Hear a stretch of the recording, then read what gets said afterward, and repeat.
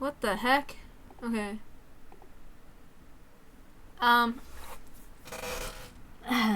Hey.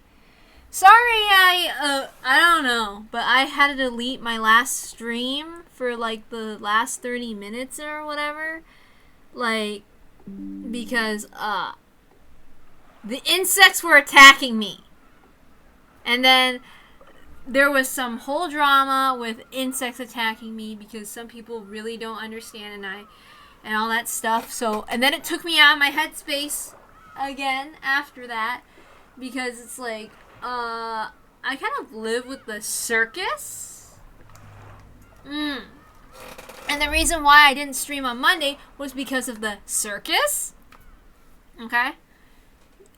So, basically, wait, hold on, I gotta check the sound because that's one of the things I forgot yesterday as well. They were like, cause I tried, asking to go to a job interview because if I want to leave my house, I have to tell my every movement to the circus. Okay? Like, if you're entertained by the arguments in Umineko, well, yeah, that's what I live with every day, or whatever, the circus. It's a pain in my ass, and that's why I don't like that shit. But yeah, that's why I couldn't stream today and yesterday. Yesterday I got attacked by stupid insects, then I ran into some of the drama with the circus that I live with. And then, I had some more drama the other day on Monday, over just wanting to go to a job interview to get a job and stuff. Like, I got, like, it's like, do we have to have, like, your dad follow you to your job interview? And it's like, what? I'm an adult, it's like, ugh, if we catch you lying about one detail about any job prospect that, or whatever, someone's getting kicked out, and it's like, are you kidding me? So yeah, that's why I wasn't in the headspace to stream. I was so pissed off, and it's just like, what the hell is this? This is like Kinzo levels of, it's like, yeah, Kinzo's entertaining, but like, are your parents like Kinzo in the way that they say a bunch of stupid shit and yeah, okay. Alright, so let's go back to actually reading the chapter of Umineko. I'm sorry we've been so behind. I want to try to finish it. Or at least, like, up to a certain point. Because the fact that I've been interrupted twice in a row when on Friday my throat was feeling scratchy. So that's another reason why I couldn't stream on Friday. Sorry. So, yeah. I have a job interview at 3 tomorrow, so hopefully that'll go well or something. I'm gonna study some questions or whatnot. So let's actually start streaming again. Like this thing.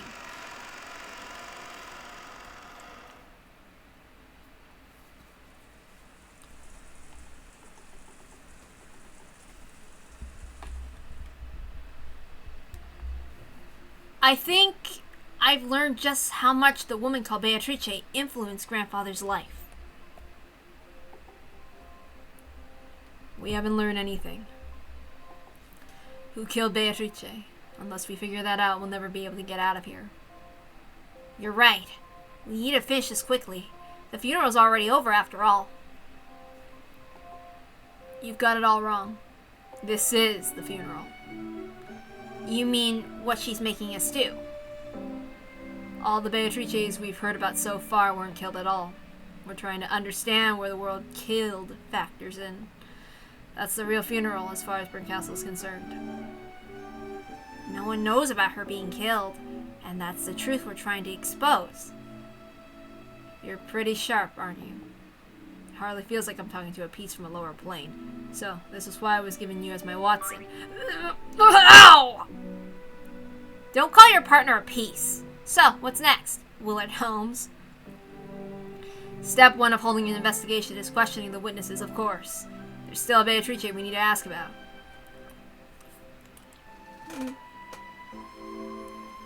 To indicate whom they should talk to next, Will nodded in the direction of George, Jessica, and Maria. Maria seemed to be lecturing the others about something. Wow, Beatrice sounds pretty incredible. Yeah, and then inside an upside-down cup, she made tons of candies appear out of nowhere! Inside the overturned cup? Amazing! Sounds like magic to me. Maria really does love witches and magic. We could hardly avoid consulting our local authority on witches. When looking for someone to ask about Beatrice, Maria rose to the top of the list. The Beatrice she spoke of wasn't the real Beatrice, the one that Kinzo and the others had talked about. However, here and now on the Rokenjima of 1986, the name Beatrice probably refers to the person Maria is always talking about. I don't see Balor anywhere.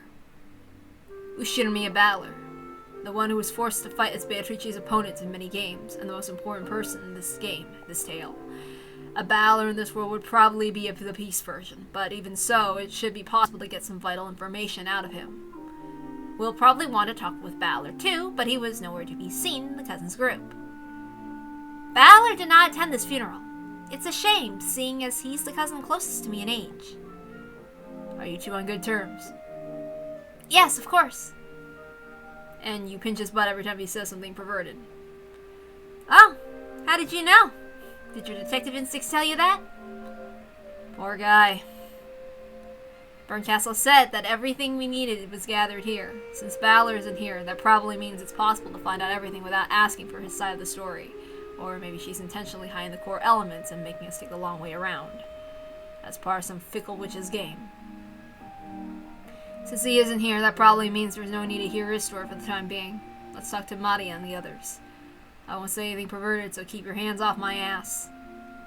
Then, why not try choosing your words a bit more carefully? With a roguish smile, Leon pinched the air, index finger against the middle. Ah! It's our successor, Sama! Are you done babysitting the old geezer? Gah!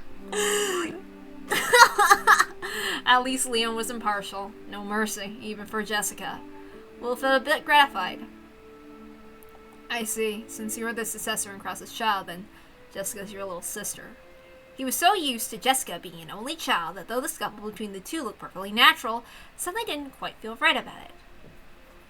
Jessica, can't you talk a bit more like a little sister's supposed to? And while we're at it, why not talk more like a girl your age? How many times do I have to tell you to stop calling me successor-sama? Shut up! I'll live the way I want to! I'd suffocate if I had to act all refined like you, successor-sama! Stop it! Don't pinch me! This is all sister abuse! Pervert! Stop it! Oh! Jessica, why are you talking like that in front of a guest? Do you want Mother to scold you again?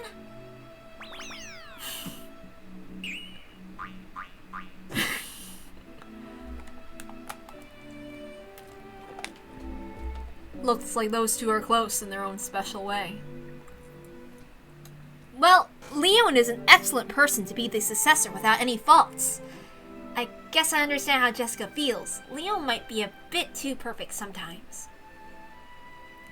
She gets compared to Leon no matter what she does, and that makes her rebel. If Jessica had been born an only child, I'm sure she would have been a composed, quiet young lady. That's an interesting thought. No! Wrong! Don't worry. That wouldn't be enough to change her personality.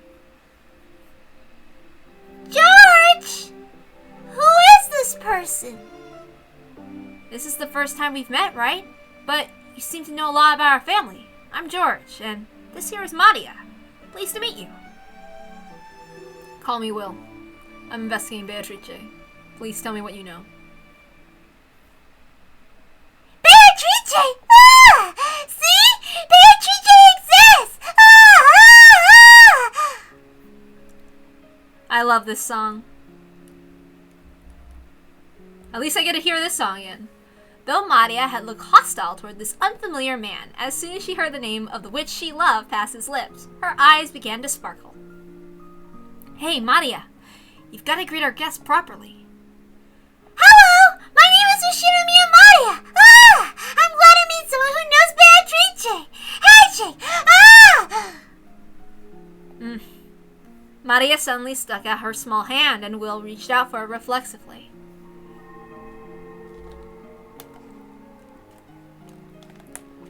What? As soon as he did, he felt a bright light seeping out from the gap between her hands. Oops. As soon as he did, he felt a bright light seeping out from the gap between their hands. The theater-going power that Bernkastel had given him affected Maria. Oops, sorry. I got distracted. Beatrice is the witch of Rokenjima. She plays with me every time I come here. She's my best friend and a fellow member of my Haji Sorcier. Ah! The light grew brighter and brighter. This time he could feel himself being drawn into Maria's world.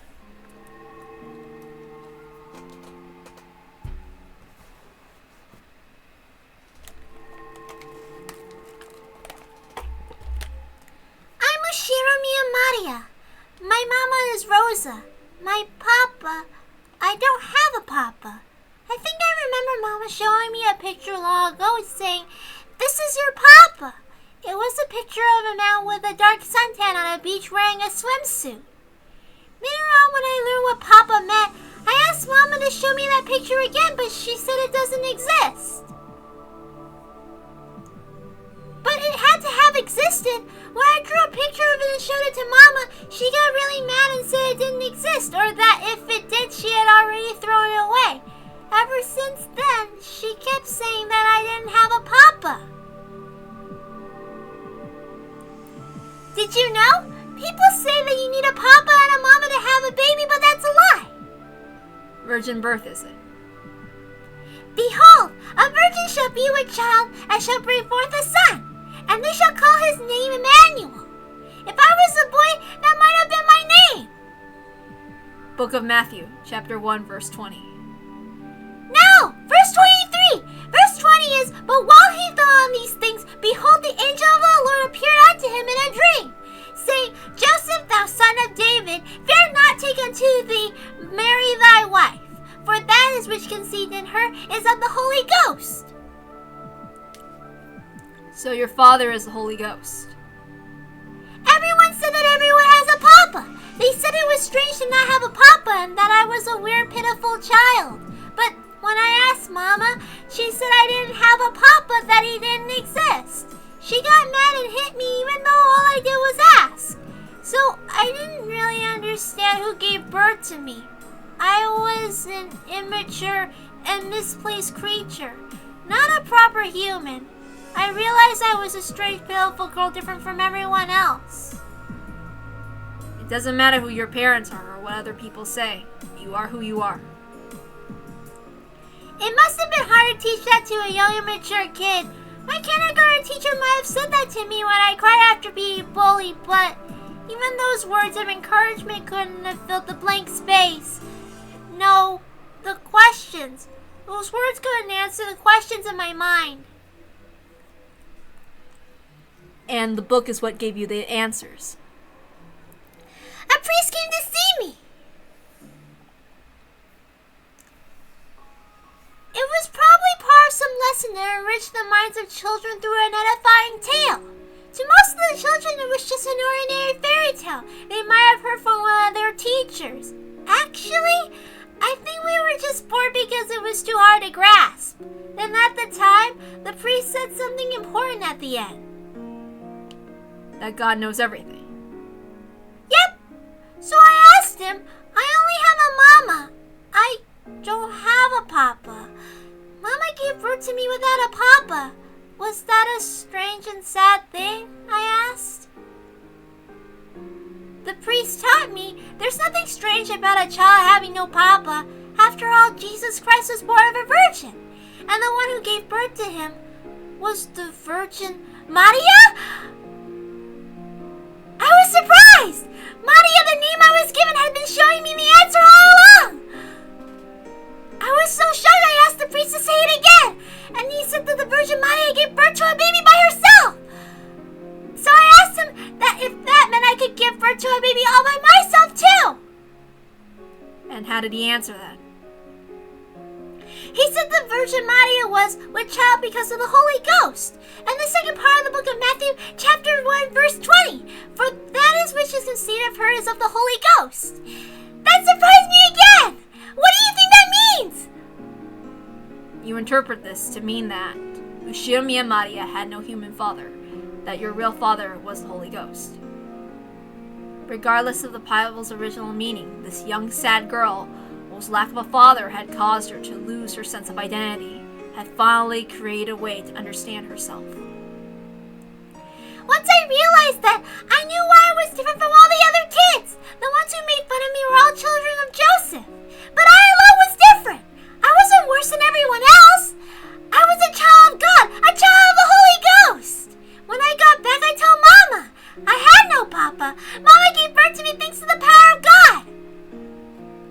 It was probably painful for Rosa when Maria asked about her father. Why did Maria have no papa when everyone else had a papa and a mama? Every time she was asked this, Rosa flew into a rage and changed the subject. Then, for some reason all on her own, Maria had found an answer that satisfied her. She had no papa. She was the child of Mama and God. It wasn't too difficult to imagine. After hearing this young girl's explanation, she might go along with it too, as if it were true. It wasn't too difficult to imagine that Rosa, after hearing this young girl's explanation, might go along with it as though it were true. Banjo said the minimum number of people needed to create a world is 2. I thought she meant that you needed 2 parents to create a child. That's when I thought of it. Banjo may be a witch, but she's a witch born of a human. Banjo isn't a child of the Holy Ghost. But I'm different. I was born from Mama alone. I was born of the Holy Ghost. Banjo can't create a universe without me, but God is always by your side. I can make a universe all by myself alone with the Holy Ghost. Banjo called me the Witch of Origins, and she also said that eventually I might become a creator who could create anything alone. All by myself, I can create something out of nothing. Banjo can take that and expand it into infinity. And she was the witch's apostle who could spread the word far and wide. And that was Mariage Sorcière. There's a huge difference between 1 and infinity. That's why Banjo is so great. However, compared to the difference between existence and non-existence, 1 and infinity are nearly the same thing. I'm the child destined to become the best witch. No, the greatest creator in the world. Mariachi Sorcière is the necessary preparing for that. I am Ushiomi and Maria. Mario, who stands by God's side.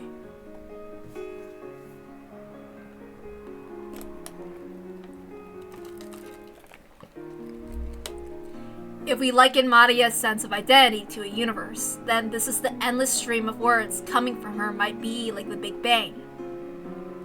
She spent so long tormented over how to interpret her lack of a father. Then, by chance, she saw a line in the Bible that looked like it secretly referred to her, and she finally formed an understanding for herself. The sad girl who hated herself for being different from all of her classmates finally found a meaning for her existence. At that moment, Maria's universe, which had once been nothingness, was born as a clump of ultra-hot, ultra-high pressured energy. Then later on, she went to Rokkenjima and met the endless witch who called herself Beatrice, and the clump of energy exploded in a big bang, giving birth to their magical compendium. That was the universe known as Mariage Sorcière.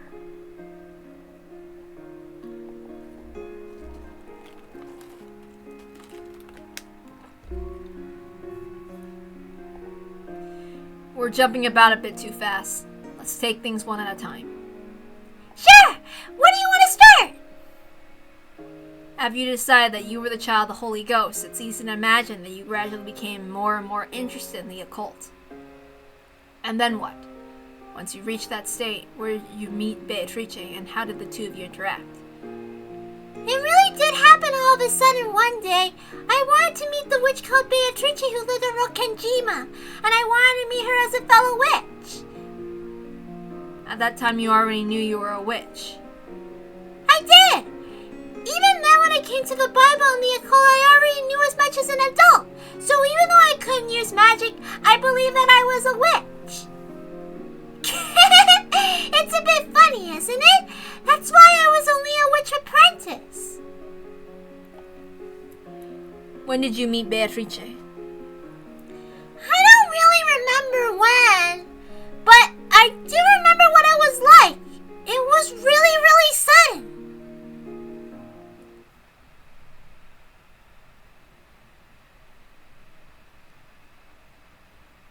Huh? So you are Ushiromiya Maria, I presume. It was so very sudden. I was just drinking some milk tea all alone in the Rose Garden Arbor. Mama said she had to talk about something important with Uncle Kraus, so she told me to go outside and play. Suddenly, she was sitting right there. I didn't know anyone who spoke that way. I quickly realized she was someone I didn't know at all. Who are you? You're the one who wanted us to meet. Here I am welcoming the witch who came to visit my island, and yet you ask my name.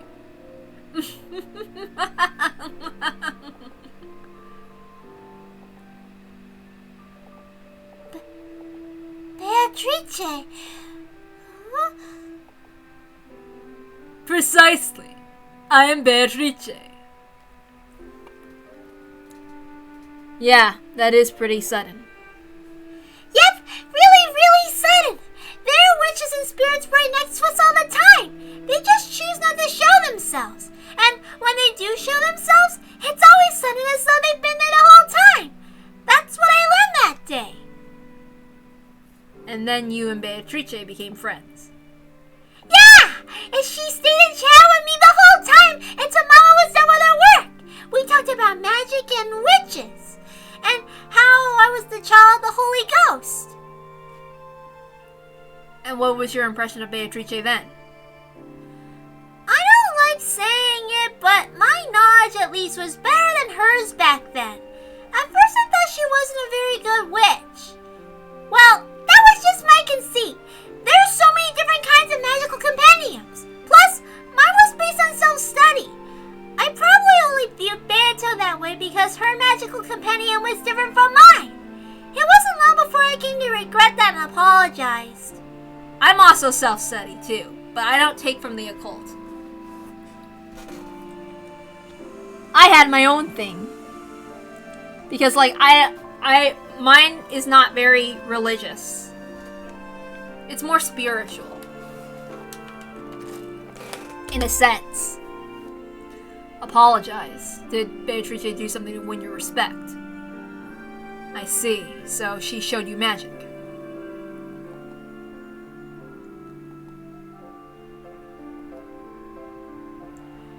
We met to the beach and talked lots, sitting at a table under an umbrella.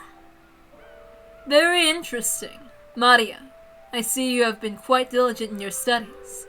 At your age to be capable of teaching a 1,000-year-old witch such as myself is truly an accomplishment worthy of admiration.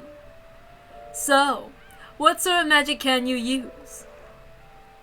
Magic? If you call yourself a witch, you must be able to show me some sort of magic, correct? I was stunned for a second. Of course it should have been obvious.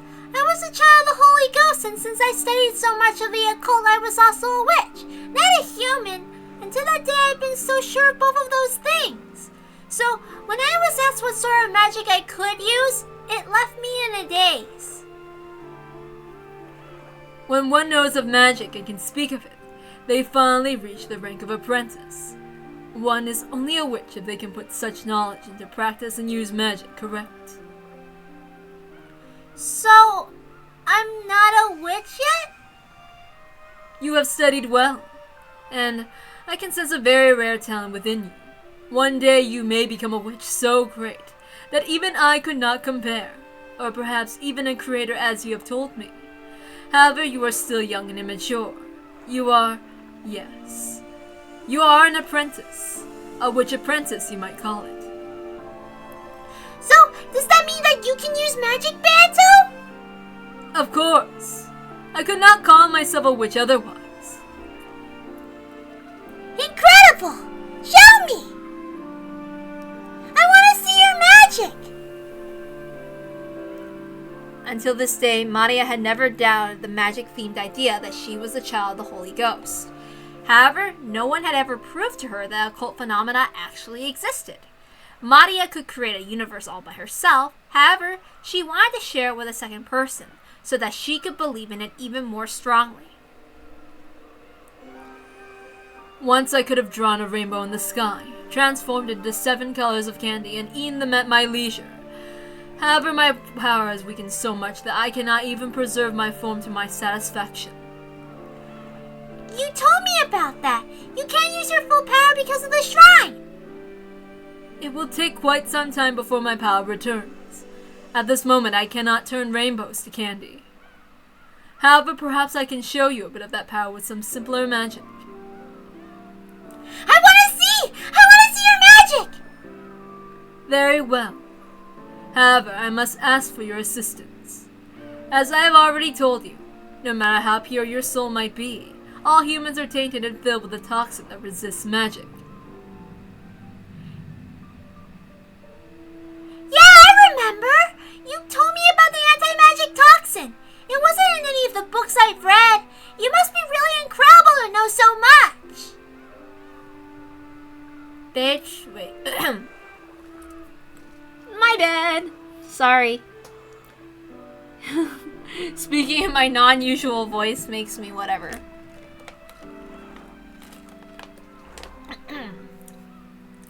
Beatrice lifted up an empty cup and turned it around. Oops. No, wait. No. That was wrong. I was right in my first try. Damn it. Okay. Beatrice lifted up an empty cup and turned it around in front of Maria to show that there weren't any tricks or strings. Right. The magic will make candy appear inside an overturned cup. How did you know? You're incredible, Will. You even know about witch magic. It's the most basic sort of witch magic, after all. It was just a normal cup without any tricks in it. I wanted to see true magic. There was a thing Maria desired, to strengthen her belief that there was an occult side to her. She wanted to see the occult outside herself as well. That's why she agreed to help Beatrice with her magic. She didn't want her own toxin to ruin her chance of learning the miracles of magic. Good. Then try looking inside that cup. There's candy! There's candy! As a gift to mark my meeting with a new witch, and as a sign of our friendship, I offer this to you.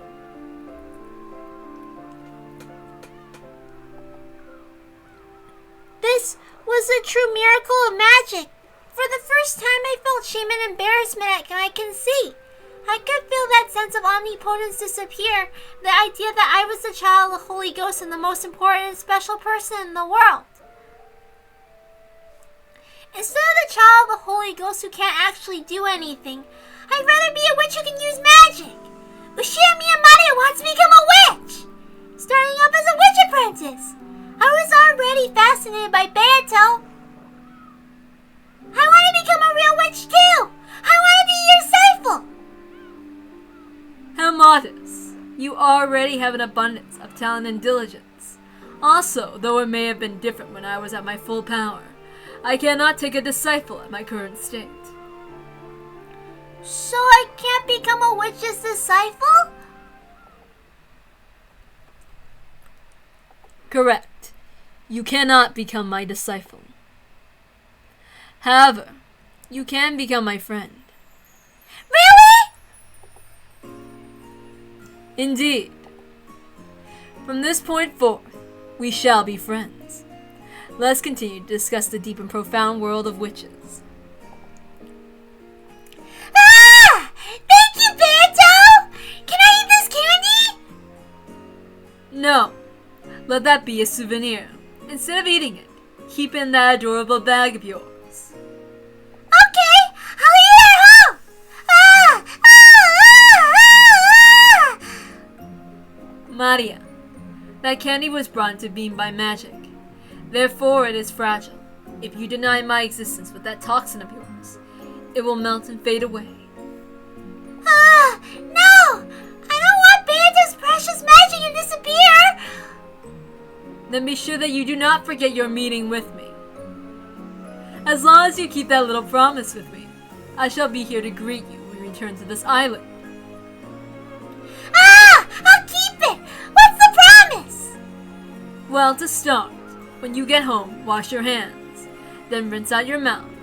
You must not complain about this, for it is an important part of a witch apprentice's training. I'll do it! Every day when I come home, I'll wash my hands! I'll rinse out my mouth! If I do that, will I see you again? I promise it. If you keep your end of the promise, your body will be cleansed, and I will regain even more of my magical power. If that happens, I will show you even more incredible magic the next time you come. Ah! I'll keep my promise, no matter what! I'll do it! I'll become your friend and a witch apprentice! Your resolve is heartening, Ushiromi and Maria. I hope you'll grow to become a full witch and my close friend soon.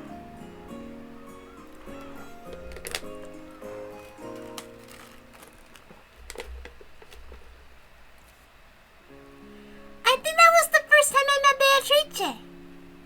And was that candy still there when you got home?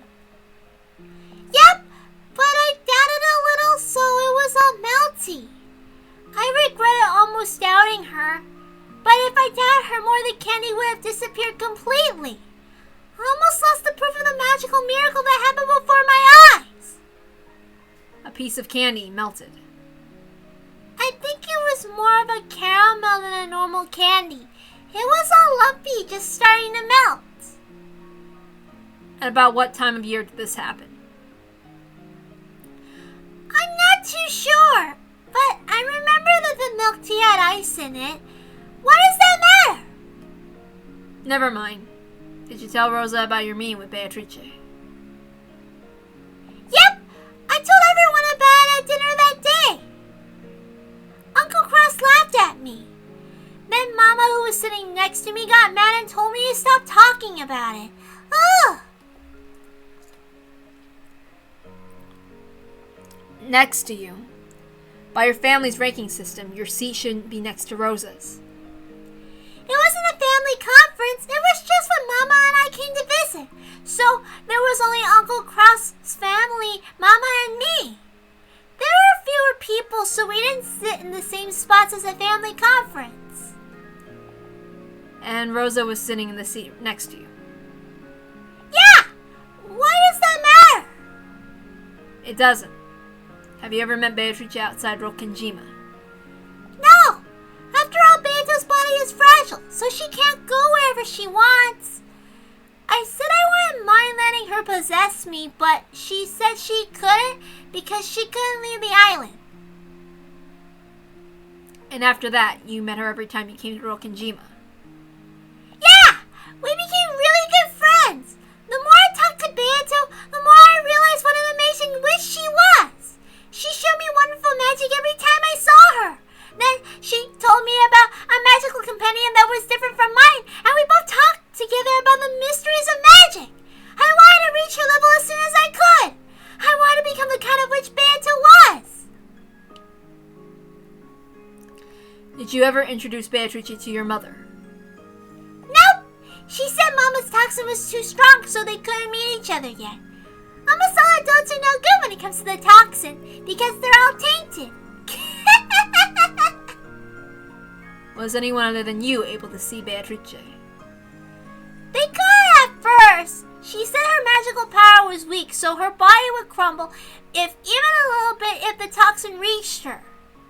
But she gathered magical power bit by bit, and she could eventually purify other people who had small amounts of the toxin. And who was that? There weren't many of them. Just a few of the servants. Specifically? All the servants here today. But not good, I think. So there were 4 of them. Genji, Shannon, Kanon, and Kumasawa. And Dr. Nanjo, too.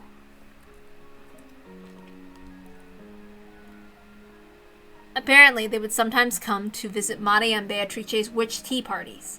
Of course, they had only come by for minor things, like bringing some more tea. However, they were certainly aware of Beatrice and even talked with her. How did the servants react to Beatrice? She was a guest who shouldn't have existed. Weren't they surprised? Of course not! After all, Beatrice is the other master of the mansion! She said that the servants treated Beatrice as an honored guest, and sometimes they were permitted to witness new miracles of magic along with Maria. So, on the Rokenjima of 1986, the ones who could actually meet with Beatrice were you, Nanjo, and the 4 servants, excluding Goda, for a total of 6. Yeah! Beato said that she needed to store much more magical power before she could appear in front of anyone else. So she intended to show herself in front of more people sometime in the future. Yep! She said the day she made all the humans acknowledge her would be her day of resurrection.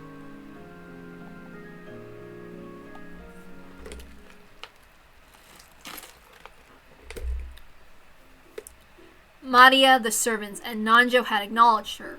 She had probably appeared before new humans one by one, starting with those with anti-magic toxin was the weakest. Beatrice's game was to increase the number of humans who could recognize her until she could make everyone on this island acknowledge her. Of that, there can be no doubt. In that case, the last person Beatrice needed to appear in front of would be Battler, the one who is said to have the strongest anti-magical power. Does this mean Beatrice thought Battler would be the hardest to convince? It seems true that Battler was one of Beatrice's goals. However, if we go with that chessboard thinking Battler loves so much, Beatrice is trying to make people acknowledge her existence. Therefore, you might say she's a character who can't exist unless people acknowledge her. Battler reached this idea himself as soon as the first game. Yes, there's something different about the Beatrice of 1986. She's different from the Italian Beatrice or the Ecuadorian Beatrice, both of whom certainly did exist. The Beatrice of 1986, the one we're so familiar with in a mysterious way, yet who has no existence. What does it mean to kill this Beatrice who has no existence? The minimum number of people required to create universes too. However, Maria said that even a single person could give birth to a universe, and yet Maria desired a second person to nurture the world that she had been given birth to alone. Because if it was born and not nurtured, it would die and disappear. Let's replace the word universe with Beatrice. The minimum number of people required to create Beatrice is 2. However, even a single person could give birth to her, and yet that single person desired a second person. A second person to acknowledge the Beatrice created by the first person. That meaning with the second person is the scene Maria just described. The single person who created Beatrice looked for a second person to acknowledge Beatrice, and selected Maria. We don't need Furuto Erika's heartless reasoning to know that the teacup magic was a sleight of hand. Maria, believing in the story about the anti-magic toxin, would close her eyes whenever magic happened. Any sleight of hand would be possible while she had her eyes closed. The caramel Maria had been given proof as of her meeting with the witch had melted a little because Maria had doubted. In a season where one was likely to put ice in their tea, it was only natural for a caramel left in a bag to melt. Ushiromiya Maria, the girl who's too trusting and will accept the story easily. Beatrice appeared in front of this girl first, who had, in the language of witches, very little of the anti-magic toxin. The creation of Beatrice can be thought of as an egg being laid. When a single person creates her, it's a little more than a daydream. She's still inside the egg. If and only if a second person acknowledges her, the shell will crack and she'll appear. She'll only appear if a second person comes to warm the egg. When Maria acknowledged Beatrice, she finally hatched, and the chick was born. In that case, Mariage's Sorciere, which nurtured Beatrice, and her magical compendium was like a nest. This is Beatrice, a woman with a dignified presence, who calls herself the Witch of Rokenjima, and who claims to have lived 1,000 years. It sounds less like the chick Beato who appeared in the previous game, and more like Beato the Elder. So to the meeting with Maria has just recounted the mark of the birth of Beato the Elder. The witch itself had already been created by the first person. Between then and the meeting with Maria, it matured immensely inside its shell into a character with the dignified presence of 1,000 years.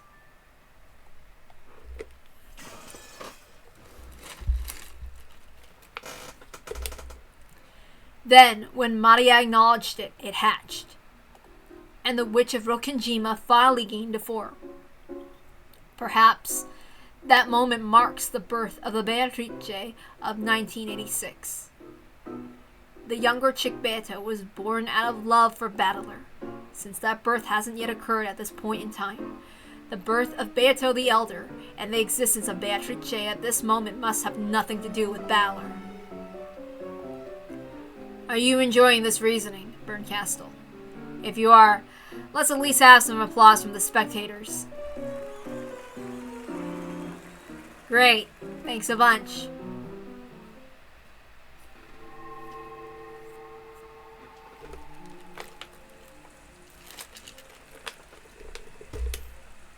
I wish for Beato to grant me a lot of things with magic. That's why I'm helping her with resurrection. What is it that you wish for? Lots and lots. Not telling. So you wanted to protect your mama from the Black Witch. How did you know that? You're incredible. Ah! And you're already sure that you'll never be able to get that world back without a witch's help. Yep. Hold on, there's a siren, and I don't want to voice it. I'll have to edit it out. And you're already sure that you'll never be able to get that world back without a witch's help. Yep. I love Mama. She's so nice. I want to be with her forever. For all eternity.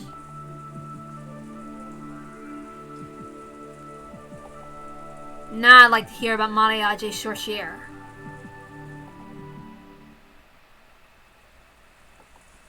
What's wrong? Don't wanna. Huh? I'm thirsty, so I'm gonna get something to drink.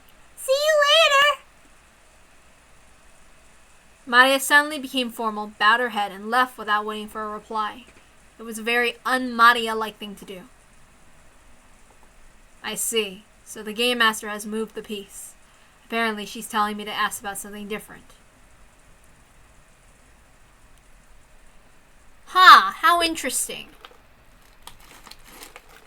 But yeah, Maria loves her mom so much.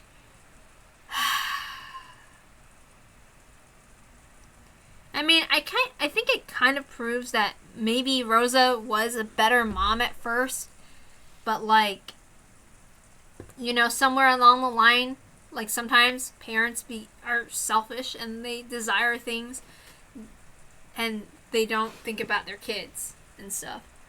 I think I've known that. Excuse me. Give me a moment.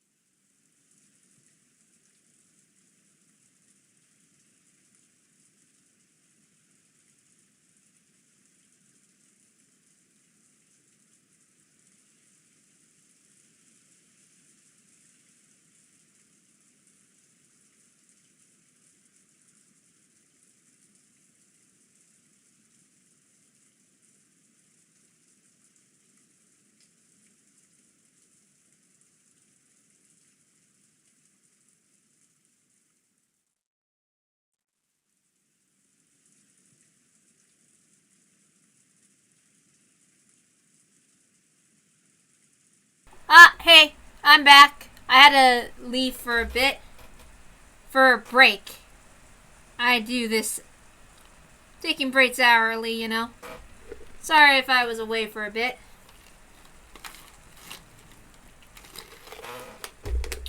My chair is very squeaky.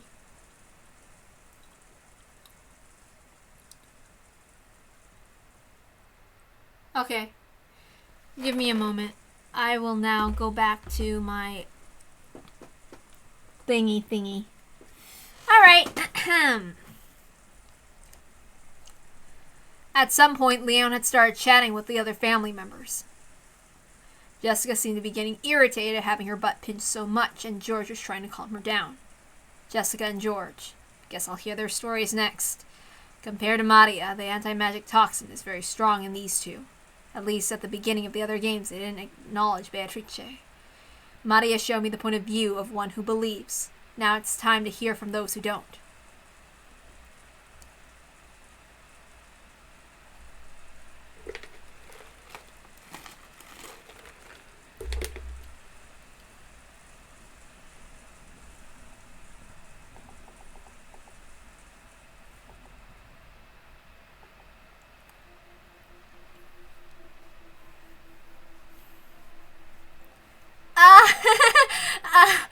I apologize for our successor's lack of courtesy back there. It's not gonna leave a mark, is it? Talk about merciless. Did you say something, Jessica? Of course not! I've already learned my lesson, okay? Leon, who had apparently been chatting with the adult siblings, spun around with a smile and stared at Jessica. Looks like the older sibling's firmly in control around here. Those are some sharp ears. I think I'm finally getting this Leon person. Yeah. Our successor's always been this weirdly sharp. And the adults are always gushing about that kid. I'm always getting compared to that both at home and at school. Come to think of it, Leon was... Wait, what the hell? Come to think of it, Leon was the student council president during both middle school and high school. And the head of the badminton team, too. So everywhere you go, you get compared to Leon, and it doesn't match up too well for you. I said this as soon as I got into middle school. Our successor was already the vice president of the student council. And I said, if you're planning to become the council president next year, that'll just put more pressure on me, so stop it! But next year, the rolls around, and guess who announces their candidacy and wins by a landslide election? Same thing in high school. I said, please, just give her a rest this time. You're already vice president. But when year 3 rolls around, our successor gets the council president job again. Dad was so proud. And Mom kept saying, now make sure that you do your best as a little sister over and over again.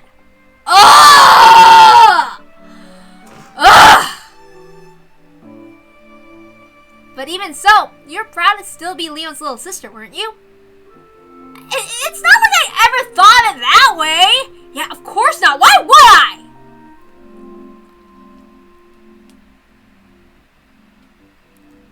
It can be tough to be compared against perfection. But other people are other people, and you are you. There's no point in letting it get you down. Live how you want with all you've got, and you'll be fine. Of course! But Mom and the others are always going on about how I need to follow in Ushiromiya Leon's footsteps as a little sister. They keep telling me to go and join the student council and go play badminton. You don't play in a rock band, do you? What? Shh! That's a secret, okay? Apparently she's keeping it a secret from her family. Interesting. People tend to blame things on their family and how they were raised, but this Jessica girl always likes doing the same thing, even in a different world and a different family. It's admirable that she has a true and constant interest in something. That's how I want to be no matter what, whether I'm a guy or a girl in any body, or wherever I go. I only want to be the same.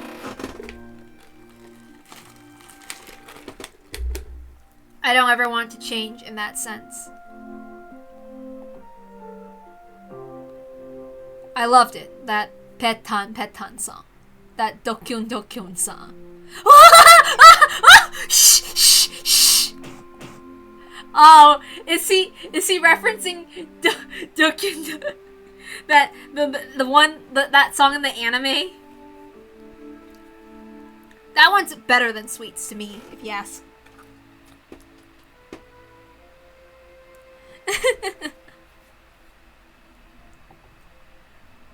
Nothing wrong with the extraordinary accomplished sort like Leon, but kids who act their age do have their charms. That's the best way to go through life. Enjoy your youth to the fullest. Thanks!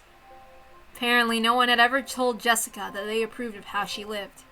And the direct way Will had put it made her turn red and hang her head in embarrassment.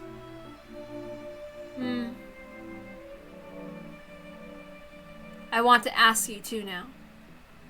The same thing you just asked Maria? Yeah. Please tell me everything you know about Beatrice. Well, you can see how much Maria loves witches and the occult. For her, Beatrice is a symbol to be admired like an anime heroine. Whenever something trivial happens, she believes it's some witch breaking her with magic. You really are an adult, and so is the fact that you never say that to Maria, even if you think it. Of course! Childhood dreams only happen when you're a kid. I think respecting that precious experience is an adult's responsibility. Looks like the two of us will get along well. George's position was that Beatrice was nothing more than a fairy tale. However, that phrase, respecting a child's dreams, is the adult thing to do. That might be worthy of further scrutiny. I think you should always respect people's dreams, especially if they come from their childhood. I think it's a very big disrespect to just recklessly say certain things without taking that into account. I guess that sometimes sentiments like those make me very upset. There was some stupid drama thing I kind of sort of got involved with, but I didn't try to sound like an asshole. I was just kind of like polite, like, oh yeah. I mean, I don't really see it that way. Like, this is how I see it, as my very roundabout way to say I disagree. But I'm trying not to get pissed off and get all emotional and be like, this is exactly why this is what I think. Because, okay, this really affects me because this is like a deep personal part of my trauma and all that stuff. I'm trying not to sound personal about it, even though it actually really affects me, because if I did that, I would just emotionally blow up, and I don't want to do that. So, yeah, I'm very protective to sort of that sort of thing, but I try not to be very emotional about it. Because no matter what you try to persuade people, if they're convinced of their position, there's no fucking point.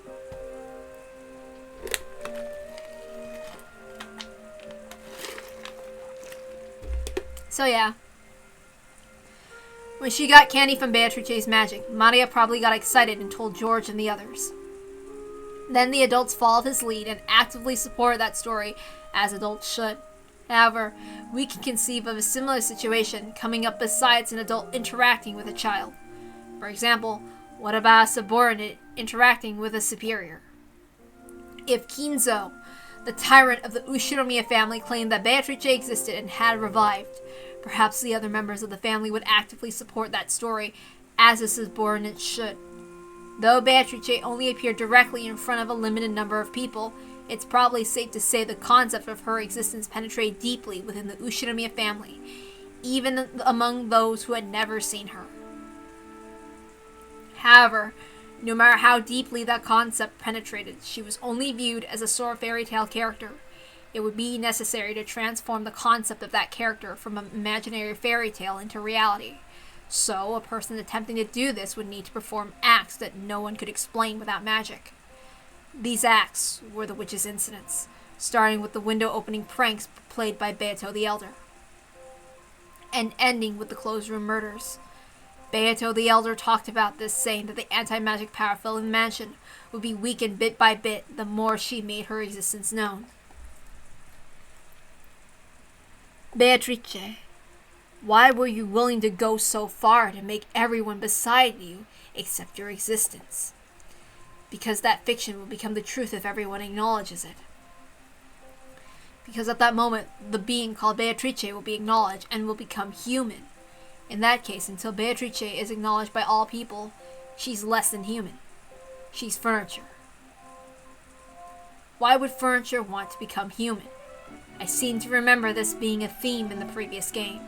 It's because they want to gain a right. Furniture cannot. So they try to become human because they want the right to. It's extremely simple.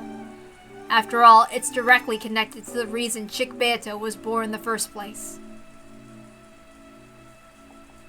I see. I understand, but it's complicated. Yeah, you can't neglect the heart. I feel bad for saying this at Beatrice's funeral, but the truth be told, I don't know enough about this person called Beatrice to tell you much about her. My apologies.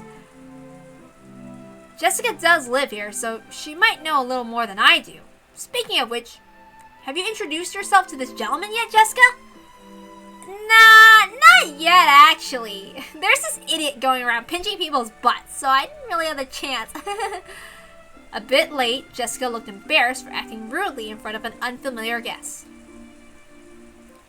She cleared her throat and made a beautiful bow that didn't fit well with her normal attitude. She even lifted the corners of her skirt in a curtsy. Pleased to meet you. My name's Jessica.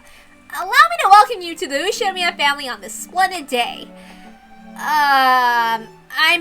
Please enjoy our hospitality and... Willard. Call me Will. Huh? Jessica's greeting had been sort of the old-fashioned sort, so Will treated her like an old-fashioned lady, bending down on one knee and taking Jessica's right hand and kissing it. Whoa! Not expecting her greeting to be returned in such an old-fashioned and formal way, Jessica turned red and was unable to speak. However, Will had returned to the greeting in what he thought was a perfectly serious way, so he didn't understand what was making Jessica's face glow. Have I done something strange? No, not at all! I want to hear what you know about Beatrice. A sparkle leaked around the edges of Will's right hand, who was just grasping Jessica's hand. Looks like the theater-going power is having its effect on Jessica. Didn't mean for that to happen. Oh well. Beatrice, is it? Well, I can tell you, but will you promise me something? Promise me you won't laugh. Thinking about it now, it sounds a little more than crazy. What is it that you know? I won't laugh. Tell me. Sure. Where should I start?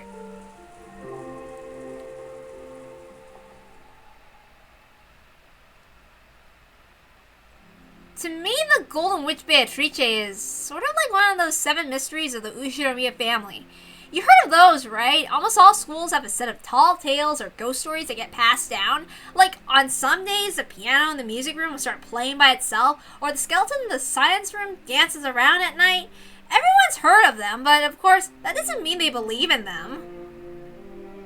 The stories about Beatrice were the same. It was just one of those strange tales about our way too big mansion. And the servants would sometimes talk about seeing things during their night patrols. Sometimes I felt a bit annoyed about them turning my home into a place for ghost stories, but I didn't pay any more attention than that. That's how little it mattered to me. So during my normal everyday life, I would completely forget about the name Beatrice. Of course, when that huge portrait was first hung, it definitely felt creepy. I even tried not to meet her eyes after dark, so it's no surprise the servants found it eerie. But that only lasted for a short while. We all walked by the portrait every day. We gradually got used to it and eventually got bored of it. I didn't really care anymore about the portrait of the mistress of grandfather's delusions. I get that. I bet it was different for the other relatives who only came a few times a year. Exactly. That's why every time the family came for a family conference, they always stand in front of that portrait and talk about Beatrice. So I was reminded of it every now and then.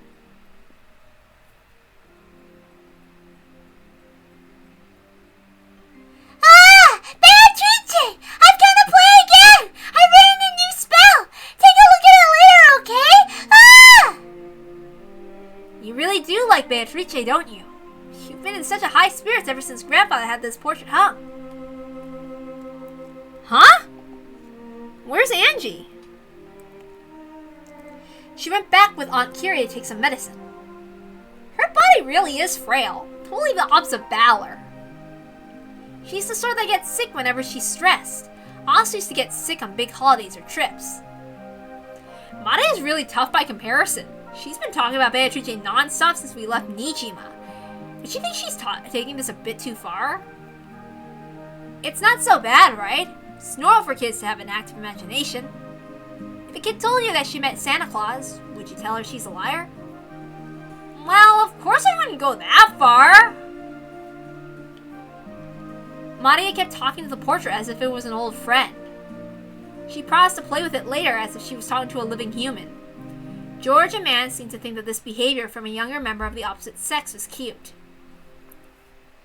But, to be perfectly frank, Jessica, who was the same sex as Maria, found this behavior a bit unpleasant, even though she realized she was dealing with a younger girl.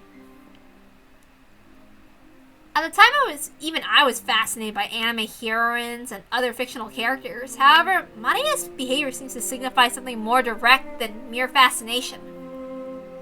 It was something more definite, more vivid. Am I the only one who notices something odd about her? I bet the others all notice it too, but try to ignore it because of the adult dignity that George is always talking about.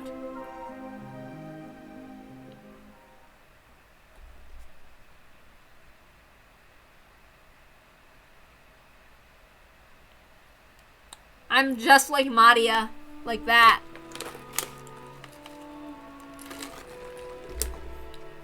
My apologies, everyone. The head is quite busy with his noble research. He wishes to eat lunch in his study today. Until a second ago, Kinzo's children had been complaining that eating lunch with their father would give them indigestion. But now that they knew he wasn't coming, they started grumbling about how he should at least spend some time to come down during the family annual conferences. Then let us begin lunch, everyone. I, Goda, have made use of all my talent and experience to make sure that you guests who have come so far away will be entirely satisfied with your meal. No one's stomach would fail to rumble after hearing that from the great chef Goda. By the time the splendid dishes were laid out, everyone had stopped talking about Kinzo's absence. It was now Angie's absence that was being discussed. Apparently her stomachache had gotten so bad that both she and Kyrie couldn't make it to lunch. Poor thing. Goda, make sure you talk to Kyrie later and have some porridge made. Thanks for the concern. Sorry about all this. Seems like she just can't handle much stress. That's how it is with youngins. They're cute at least when they're not regurgitating. That's why I'm not having kids. I'm not dealing with that shit. I can barely take care of myself.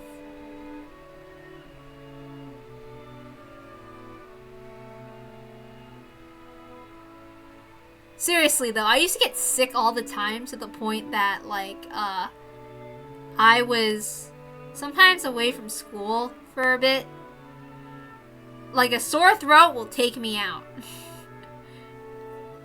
Sometimes for a week or a month. A month at the longest.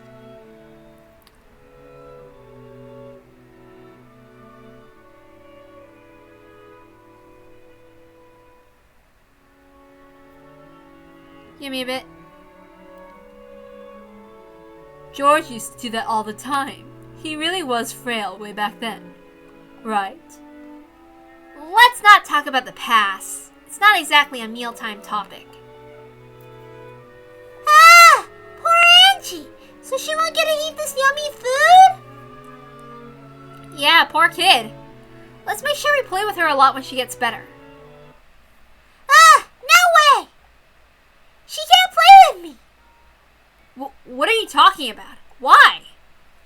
Because I'm gonna play with Beatrice, of course! So I can't play with Angie! Play with Beatrice? You mean you're gonna go off on your own again and mumble to yourself and read some book? Jessica slightly regretted that she hadn't been more tactful. However, she couldn't wipe away that uncomfortable feeling she got every time Maria talked about Beatrice. That feeling slipped out through her words. Ah!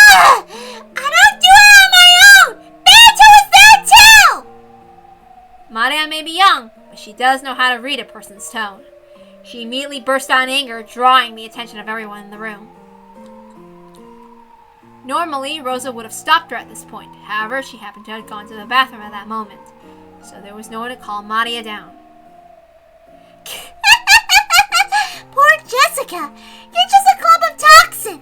With Banta's weak magical power now, she'd burn to a crisp if she ever appeared in front of you! But she'll appear before you eventually. Yes, in front of everyone else, too! And then the door to the Golden Land will open! But who knows if you'll be invited in? Of course she'll take me there, too, to the Golden Land!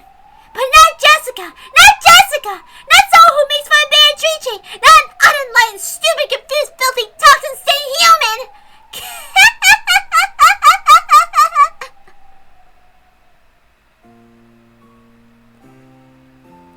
When someone makes fun of Beatrice, it's like Maria becomes a totally different person.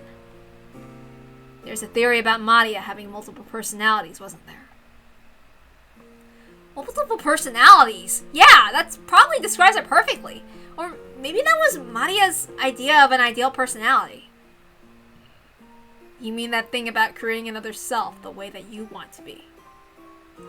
Huh? How did you know about my motto? Don't think too hard on it.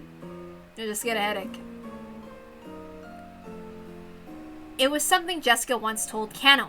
She had been talking about how anyone create another self in the image of the person they want to be. I think we heard those words somewhere near the beginning of the second game. Now that I think about it, some very interesting stuff's been mentioned since very early on. Everyone has a self they really want to become, but they can't do it. Their current self is always surrounded by their lifestyle and the limits placed on them, so they have no way of changing themselves. True. Changing yourself means changing your environment as well. It's not an easy thing to do. So my idea was to leave who I am now alone. I'd create another self, one that I really wanted to be. You felt suffocated, forced to live the life of a rich family's daughter, and you envisioned the self that you wanted to be. But I couldn't do anything outlandish at home, of course. Mom would just start yelling at me. So I made my plan. At home, I'll obediently do what my parents said. But I'd also create a second self to do what I wanted. At home, you did everything that your parents told you to. Outside, you did what you wanted. That's a good way to live. You should be proud. Thanks! And, well, if there's something you really want to be, and you really work for it, it's easier to do than you'd think. I figured Maria was pretty much the same. You think Maria is doing the same thing when she gets excited and starts talking and talking. Sometimes, I think that's the person Maria really wants to be. As the youngest member of the family, she's adored but not respected. Every time she learns something, there's always someone in the family who already knows it. She doesn't get to show off her knowledge about anything. Whenever she does learn something new, we try to smile and praise her. But that might have actually hurt her. So Maria wanted to become an authority on something. It's something that all young boys and girls think when they want to shake off their childhood. It's not a bad feeling when you learn something new and your parents praise you, but when you realize that your parents already knew that thing, it sometimes feels like they're talking down to you. When a kid learns their 1-digit timetable, their parents will probably praise them. However, inconsiderate parents will sometimes ask mean questions, like, what is 11 times 11, or what is 16 times 16, or something similar. If that happens, that kid will lose his feeling of accomplishment and start to feel as though he can never surpass his parents.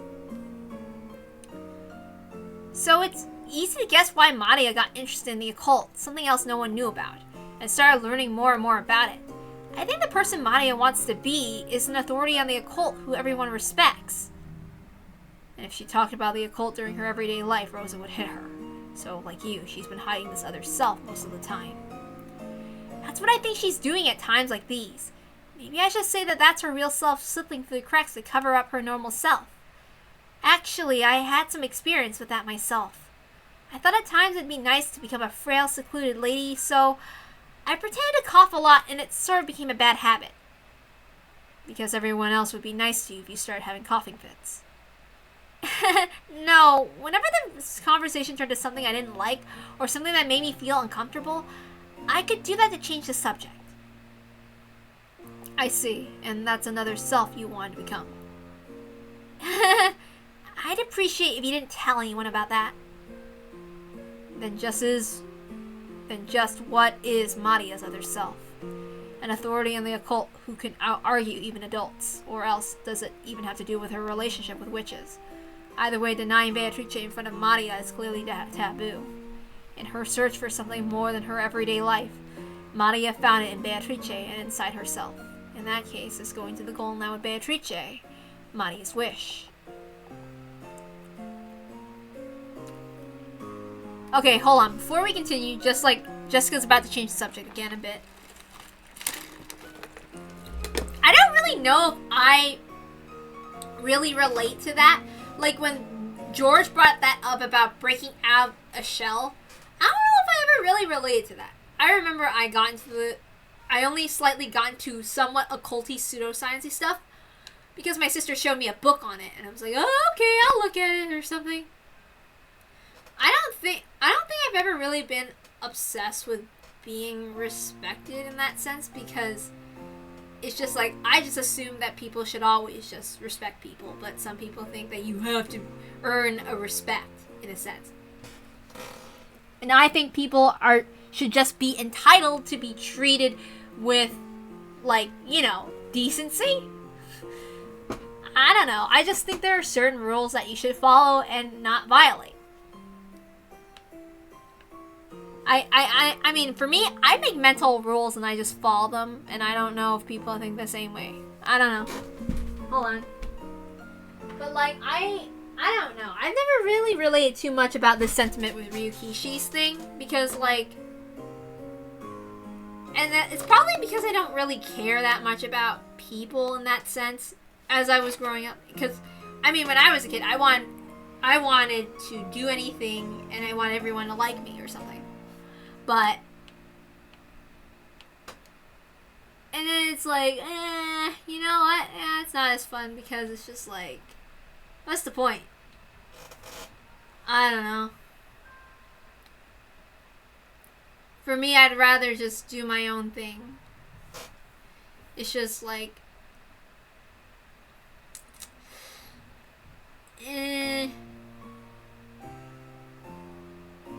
like, I don't know if I really feel excited about, like, when it came to my hobbies and stuff,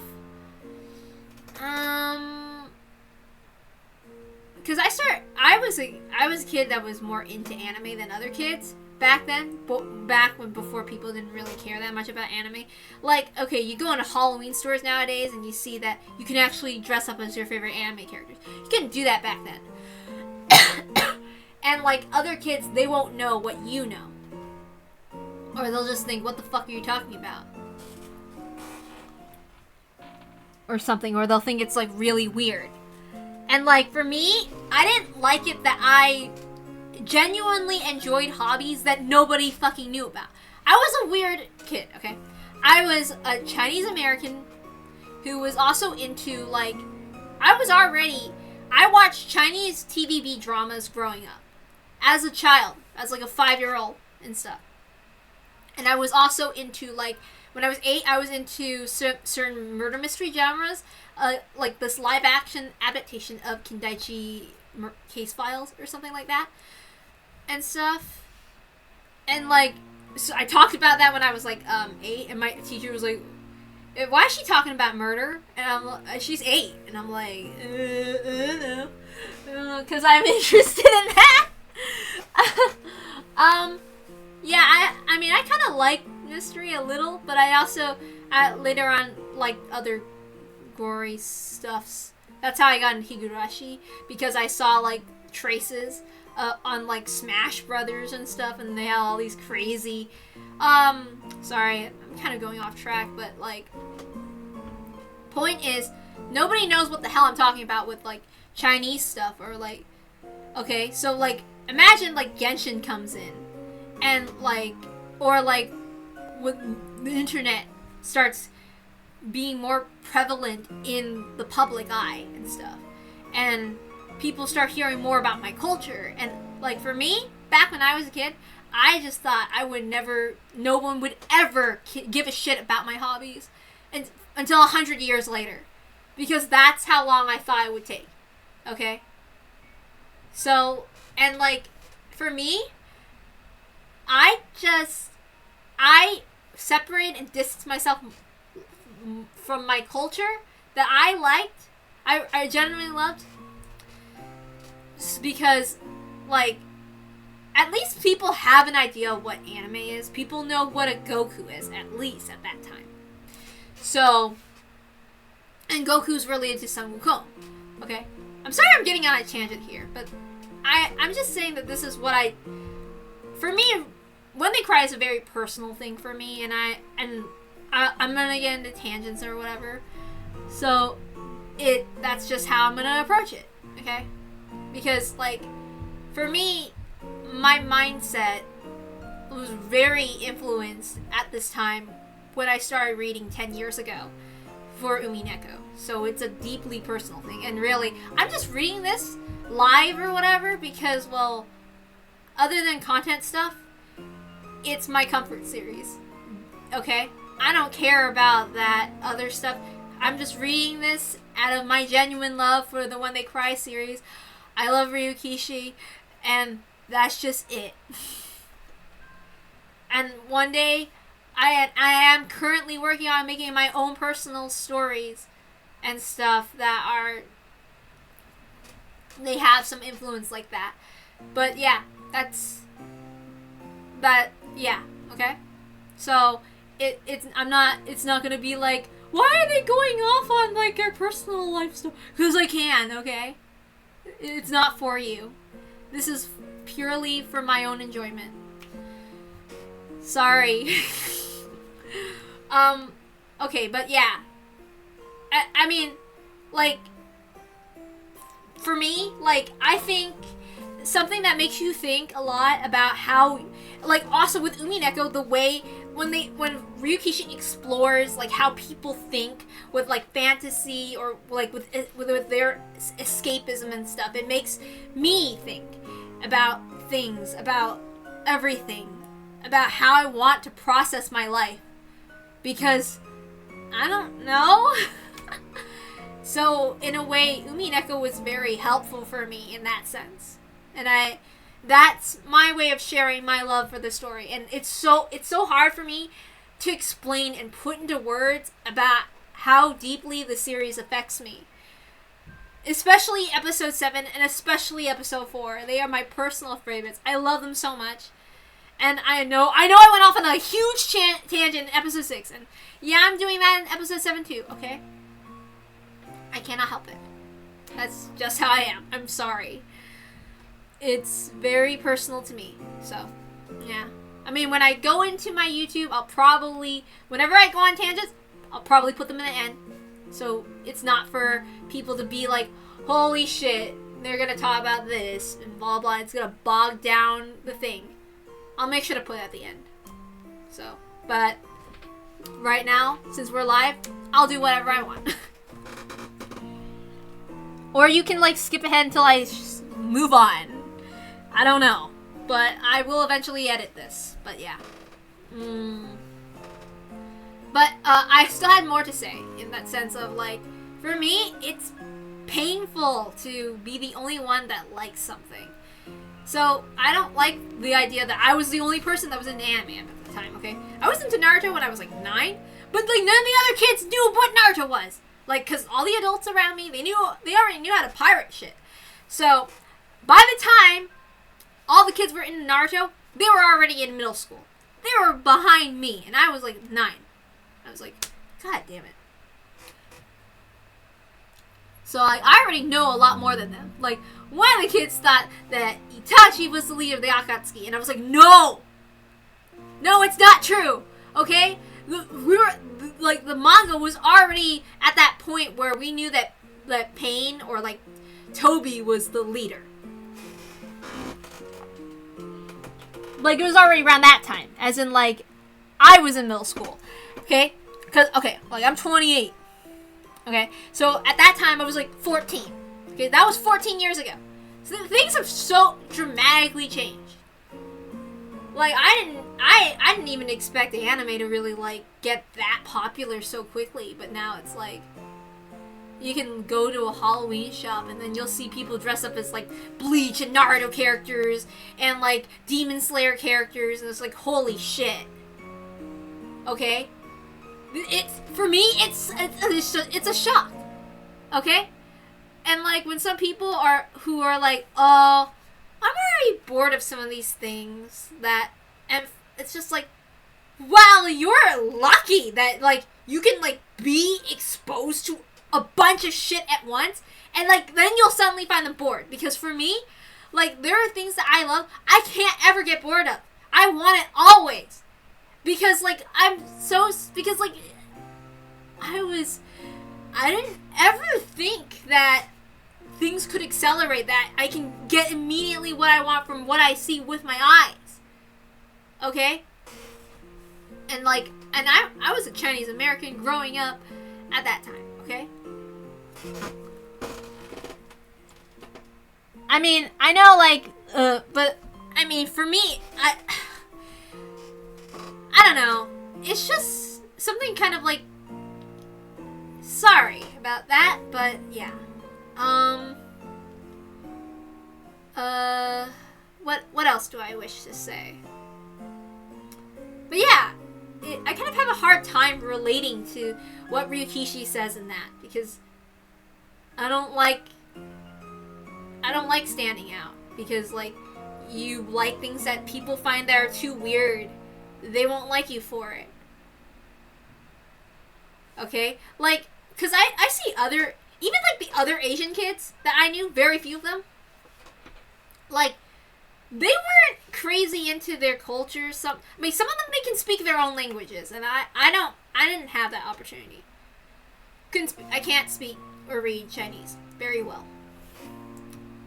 So, but they like other things, but then I can't get into the stuff that they like. You know? Because, like, in some ways, I am assimilated into American culture, but in other ways, I'm not as assimilated. And, okay, I guess this is off track, but, like, I don't know. Like, in that, like, being an authority of something, it's just kind of like, you need to first you'd have to find a way to, like, belong somewhere, and it's super alienating for me, so I can't really see it that way. But yeah. So, like, I got more into anime because people knew more about that. Okay, so. Anyway. Sorry I got so personal. Looks like we've gone off track. Anyway, Maria kept up that tantrum until Aunt Rosa got back. I should have let her be, but I fought back. You said that there was no way Beatrice could exist. Something like that. If she exists, then just let me see her. Of course, once Maria started crying, I realized I'd gone too far. And then, at the end of the family conference, I was the only one still upset. Maria acted as though nothing had happened. Instead, she went off somewhere on her own and came back talking happily about how she played with Beatrice again. Everyone, me included, decided not to contradict her. By that time, it was best to just accept and ignore it. Is that all you have to say about the family conference? About the conference, yes. What I want to talk about is what happened after the conference was over and everyone left.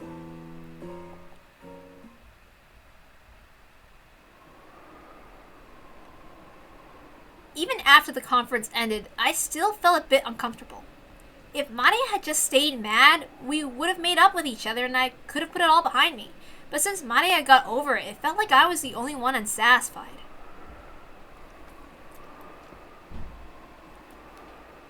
Oh, milady. Why the gloomy face? Oh, it's you. It's nothing important. Did everyone make it back okay? If they're still on schedule, they should have reached Nijima Airport by now. You've done your part well, milady. I haven't done anything. It's your servants who've done a great job. Are you still upset by that fight you had with Maria yesterday? Sorta. She's just a kid, right? It's not like something you need to worry about all grown up and in high school. Do you think all that was just a kid's nonsense? You mean about Beatrice? See, even you... Oh, wait. You mean about Beatrice-sama? See, even you call her Sama. Beatrice is the name of grandfather's mistress, the person he's still infatuated with. I realize that as a servant, Kumasawa can't speak of her indiscreetly. Still, that's now become the name of the fictitious witch who lives in this mansion, and it's almost natural for people to call her Sama. Beatrice is just a ghost story created by the adults to stop us from wandering the forest. I just thought it was interesting one day and decided to act like it was true. If you say such things, you'll end up regretting it. After all, Beatrice-sama exists. Again, when you say stuff like that, you're just freaking me out. I may not be like George, but I'm not gonna go around shouting that Santa couldn't possibly exist, but that doesn't mean he actually exists. You'll find you're wrong there, milady. Wrong? Oh yes, the gods dwell in all things. In the same way, Beatrice dwells in this mansion. Like the gods, Beatrice will do you no harm if you respect her. As you say, it will be... Oh my god, no! No!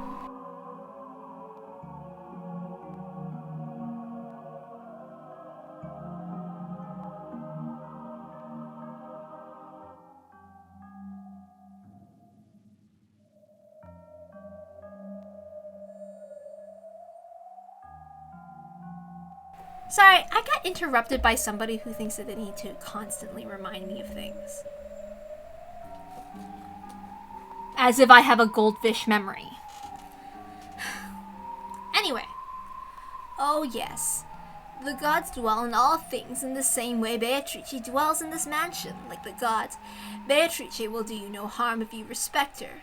As you say, it will be as though she doesn't exist. However, if you ever fail to show proper respect, her curse will descend upon you. Of course, this doesn't apply only to Beatrice. If there's a curse, then let me see it. I'd just love to meet her. Milady, you mustn't say such things.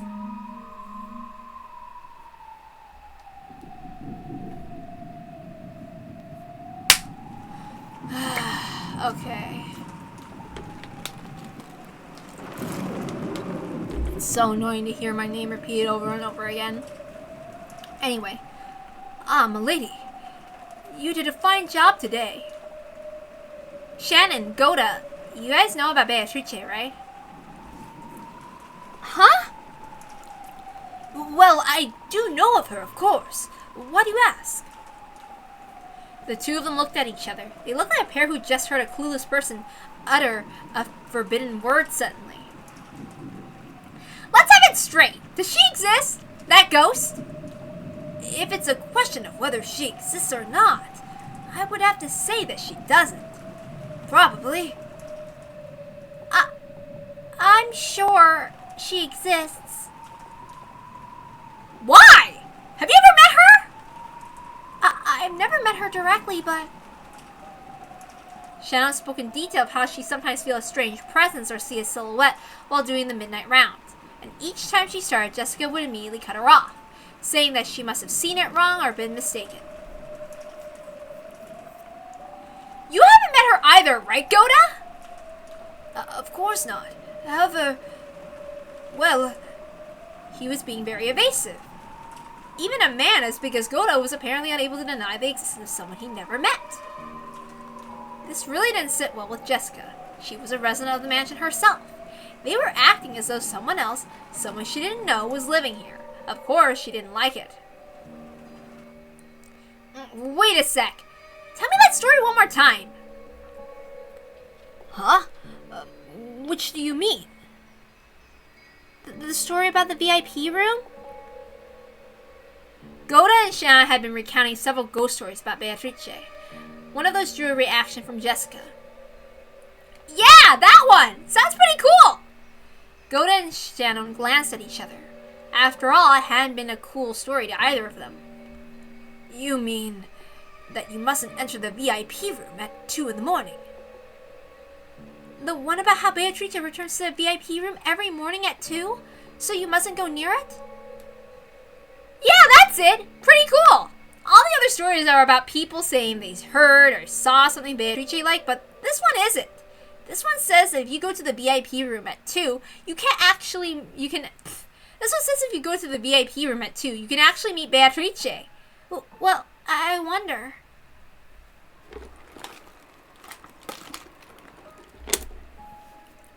Milady, they say that servants who speak ill of Beatrice are cursed. Furthermore, the VIP room is Beatrice's room. Even you, milady, should probably reconsider. The VIP room is locked now, right? Where's the key? What's the key in the key box? I think Genji keeps the key by his own chair. The master key can unlock it too, right? Let me borrow yours. But I cannot do that. Milady, there's no need to approach such an ill-omened place without reason. Hey, don't you call calling my house ill-omened? Anyway, I made up my mind. If you can't give me your master key, there's still that key for the VIP room, right? Let me borrow it. Milady. To Jessica, the expressions worn by the pair felt more like an ill omen than anything else did. In Jessica's eyes, the ill-omened thing wasn't the witch or the VIP room. It was them. Maria and the others who believed in witches. In the end, Jessica forced them to agree. She made them bring her the key to the VIP room.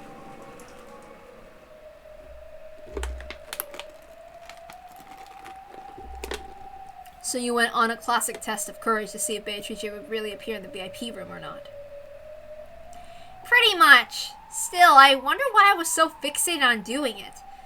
I must have still been brooding over that fight I had with little Maria.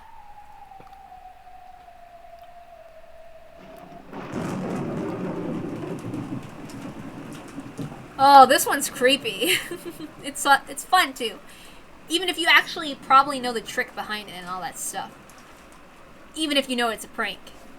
Of course, the weather just had to be terrible on that particular night. To be honest, I slightly regret sticking my nose into something so pointless. But I already said so much and even borrowed the key from them. I couldn't just go to Shan the next day and have her ask me how it went. And answer, well, I gave up because it was too scary. Normally, I'd go to sleep long before 2 a.m. If Mom found me wandering around the corridors at that time of night, she'd definitely yell at me. So I waited in my room, staring at the hands of my clock as it ticked closer to 2. Outside, the rain was incredible and the wind was strong. The swaying, rustling trees were particularly airy. I'd complained to Shannon and Goda about making up ghost stories about my house, but I was starting to feel like those ghost stories might not be so impossible after all. The Ushinomiya mansion is huge. Honestly, I can't think of the entire mansion as my own house. As Mom says, the hallways of the Ushinomiya mansion should be treated like public roads. In other words, my own room is a part of my home, but the hallways and the rooms I don't usually enter are outside. So, while part of me felt that this VIP room ghost story was ridiculous, another part of me was so creeped out it kept frantically trying to convince itself that that first part of me was right.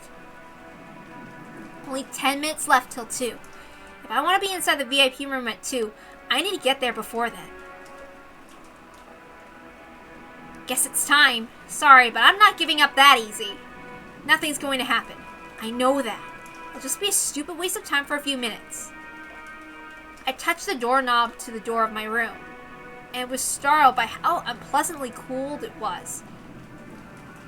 As long as I stayed in this room, I could laugh off anything. After all, this was my room. But it wouldn't be like that in the hallway. That's outside my territory. And the doorknob, the barrier between the two, is ice cold. Idiot. Why are you so scared of me? You aren't taking Shannon and Goda's or maybe Kumasawa's gossip seriously, are you? I'll prove it. There's nothing strange in the VIP room. The corridor was only dimly lit. Before it lights out time, the hallways were brighter. But to avoid wasting energy or something like that, we kept the lights to a minimum at night. So even though I was inside my own house, it was very clearly in the middle of the night here. If Mom found out I was wandering around at a time like this to do a test of courage in the VIP room, which I'm not even supposed to even go in, I'd get in a lot of trouble. To make sure she didn't find out, I tried hiding my breathing and my footsteps, so the silence felt unbelievably loud. Even though it was so quiet, that eerie sound of the wind was noisy. The sound of twigs rustling, the sound of some pillar in this old mansion creaking. What's that sound like a beak tapping against glass? Though it was so quiet, all little suspicious sounds made it seem so noisy. Damn, I'm an idiot. Why couldn't I have brought a flashlight at least? A flashlight to use inside my own home. That's even more idiotic. I mumbled this to myself, hoping it would drown out the sound of the wind just a little.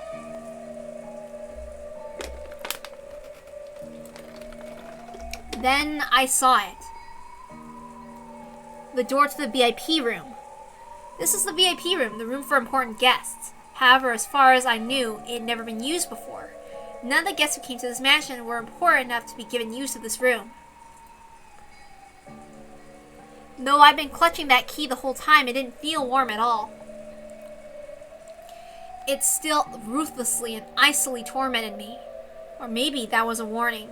If you go back to your comfortable room and hide in your bed, this night will pass like any other. Don't mess with me. I can't give up after coming this far. Even though the key was freezing in my hand and telling me to go back, it slipped into the keyhole quite easily. All that's left is to turn the knob, open it, and I'll be inside the VIP room. It's not like I've never been in there before. Long ago I explored and played hide and seek all the time, and this room I rarely entered seemed unusual and exciting. However, I got in trouble for going in and was told that this room was important, so one mustn't enter without reason. After that, they made a rule of locking up unused rooms and I couldn't go in anymore. So it's probably been several years since I've gone to the VIP room.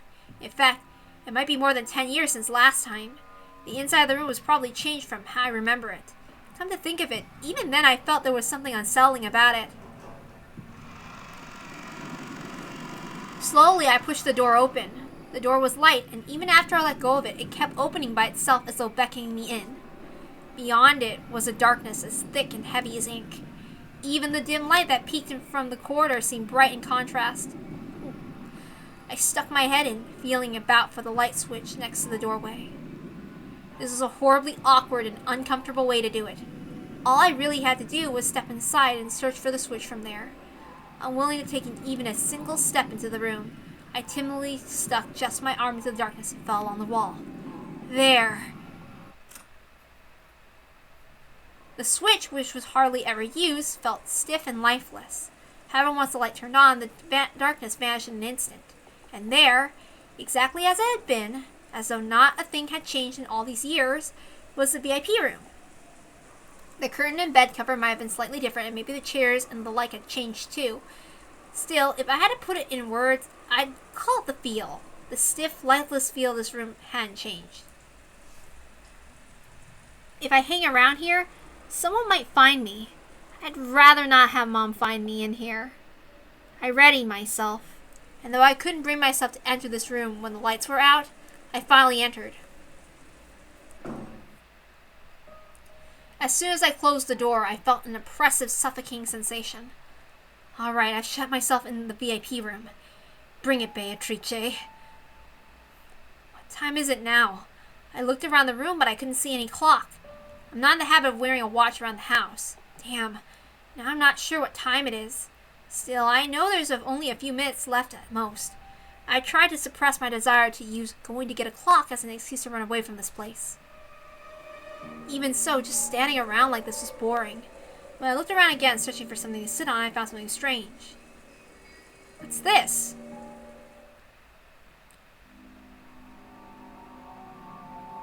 It had been placed on the side table next to the bed. If this room had been used often, I thought it was just one of the owner's personal belongings.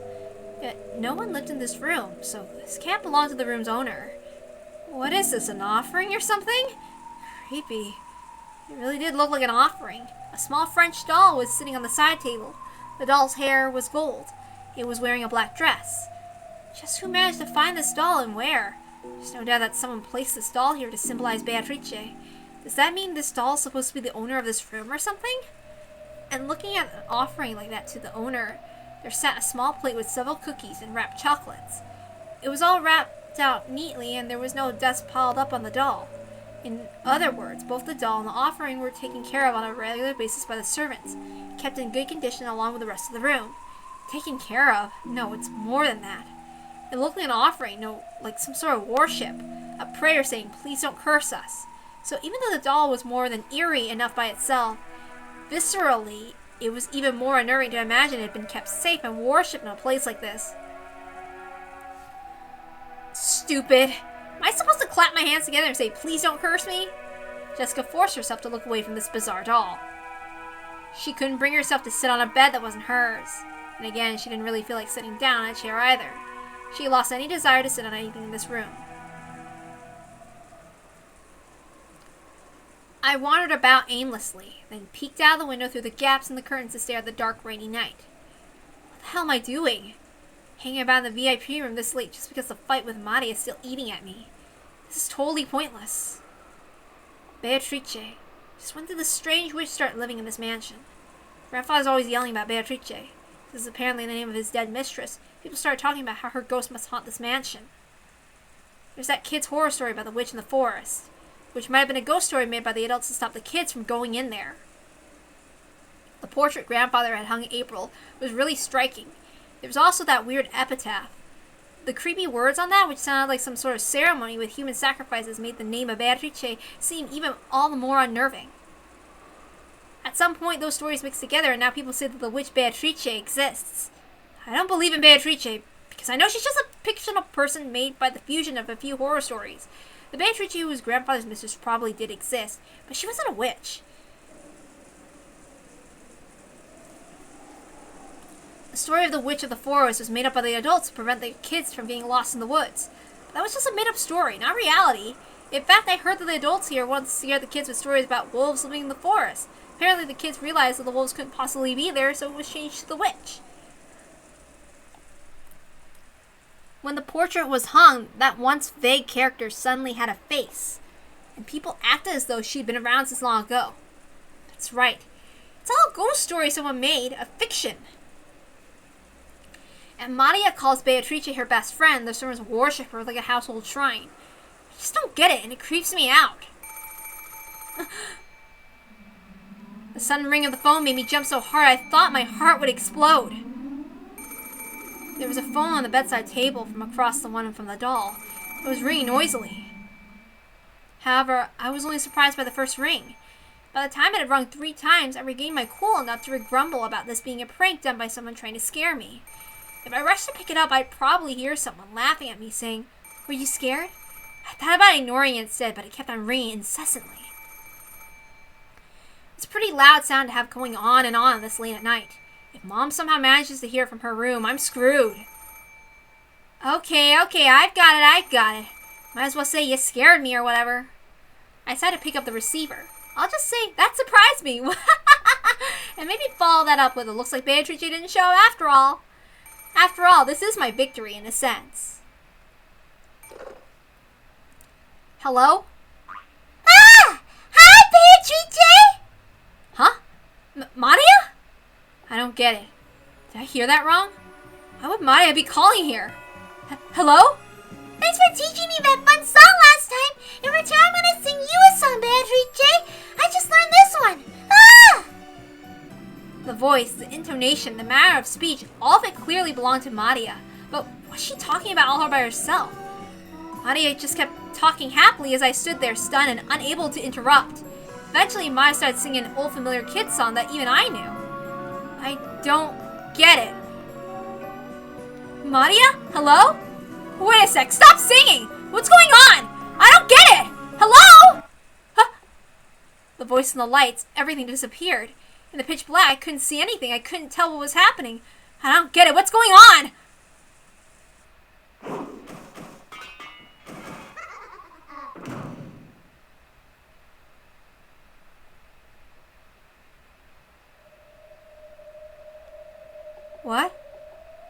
hell? What's that? Speaking the darkness really slow humans down so much? I know it's dark, but I really have absolutely no idea what just happened. What was that shuffling sound just now? I'm not sure. I can't explain it. I heard an incredibly slithering sound like someone crawling out of the bed. I didn't think I heard it. It wasn't that vague. I definitely heard it happen right next to me clearly. However, there was no change to the bed. No one had been sleeping there in the first place, and the sheets were still perfectly straight.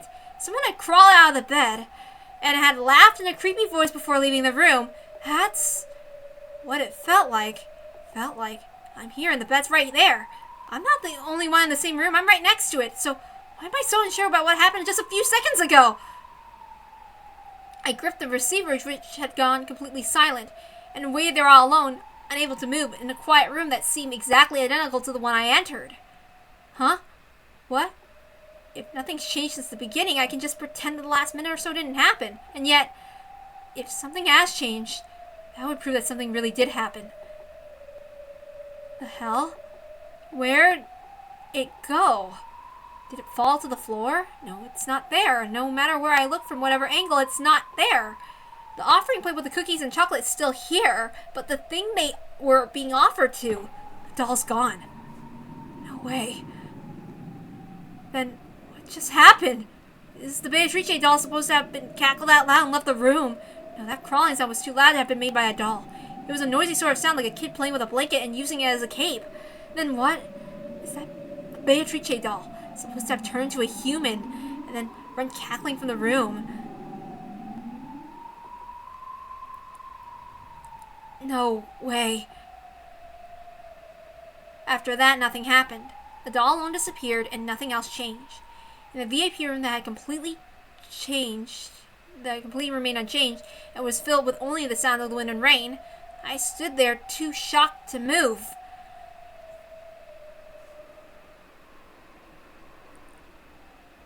Did you ever find that doll? I looked everywhere, even under the bed, but I didn't find it. Just what did you think had happened in that room? I don't think it was actually Beatrice's curse. It might have just been a prank done by the servants. A prank. Maybe they recorded Maya's voice beforehand and they called exactly at 2 and pushed the play button. They could have cut the power of the switchboard or something. Then someone who'd been hiding in the VIP room should make a creepy laugh and take the doll and leave. If that's how it happened, everything fits. Doesn't sound like you're really convinced. No kidding. After all, that really was just a prank to scare me. The scale was way too large. They made Maria sing beforehand and recorded it. Then someone called the VIP room and replayed that recording. Then someone waited until exactly the right time and tripped the breaker for the VIP room. To turn off the power in the VIP room, you have to go to the basement. And there's a switchboard booth down in the boiler room. There's no phone line down there. So you need a different person to play back Maria's tape. And you need another person to hide in the VIP room and cackle before leaving. And just how long would this last person have to hide in the VIP room beforehand? How long would they have to hide in that pitch black VIP room under the bed, for example, waiting to scare Jessica, who might or might not even come? There's no way it could be a witch's curse, but still. To me, it's even creepier to imagine that many people playing everything down to the slightest detail and waiting for several hours in the darkness just to scare me. I agree. A curse would be better. Did you ask the servants about that later on? What's the point? They just played dumb, of course. There had to have been at least 3 of them. On that day, Genji, Goda, Kumasawa, and Shannon stayed the night. So 3 of those 4 helped out with that creepy prank? Doesn't make sense! That's why I couldn't ask about it. True, it had been a strange experience for her, but it wasn't completely impossible for humans to do. Even so, it must have been even more unnerving to imagine a large number of people playing so carefully just to scare Jessica. It's no surprise that Jessica found this scarier than Beatrice's curse. Do you still believe the servants tricked you? No. I was probably scared and mistook what I saw and heard. The doll just probably fell somewhere and I had trouble finding it. Are you trying to say that you imagined the whole thing? Other than the doll disappearing, there's no other proof that anything had changed. Later on, I talked to Maria and she said she didn't know anything about the song or the phone call. I don't know if she was lying or not, of course. Anyway, what happened that night is just something I thought happened. And there's no proof of any kind. That's ironic. Even if you claim to have met Beatrice directly, you have been just as unable to prove it. The shock lasted for a while, but as time passed, I began to think that lightning or something must have shut off the power for a second. And maybe one of the trees in the garden fell, which I mistook for that slithering sound. And the laugh. Maybe some strange bird. Anyway, I might have misheard something to get that sound. I act tough, but you wouldn't believe how much of a coward I actually am. That's why I let my imagination get a hold of me. I try to use that as an excuse to help me forget everything that happened that night. And everything is enshrouded in darkness. People are actually pretty good at forgetting things if they try. After that night, I feel uncomfortable every time I heard the word Beatrice, but I tried hard not to let it show on my face. That's all. I can't tell you any more than that. It's kind of embarrassing, so please don't tell anyone. I don't want them knowing that I'm a chicken. Sure thing. I have one last question. About the VIP room? No. About the dining hall. The dining hall?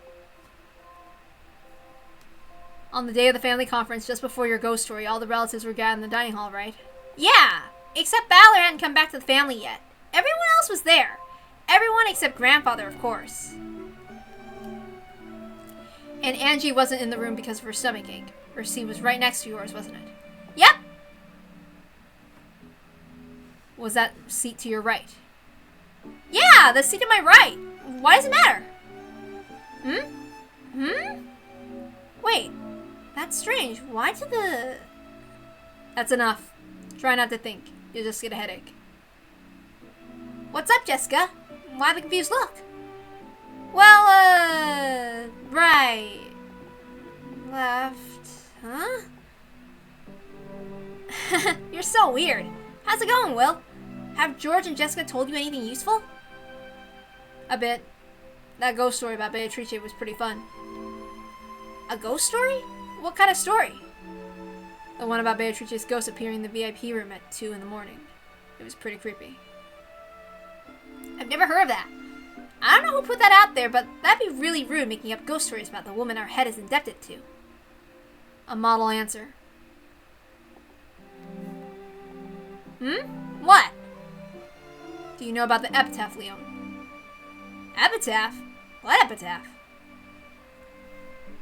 The epitaph by Beatrice's portrait. My apologies, but I have no idea what you mean. Behold the sweet fish river running through my beloved hometown. What on earth are you talking about? So in your world, no, in this world, the portrait exists, but not the epitaph. Of course, I know about the large portrait in front of Beatrice hanging in the entrance hall, but I haven't heard anything of this epitaph. What is it? That's a very interesting difference. You've lived on Rokenjima all your life, right? Of course. What's your point?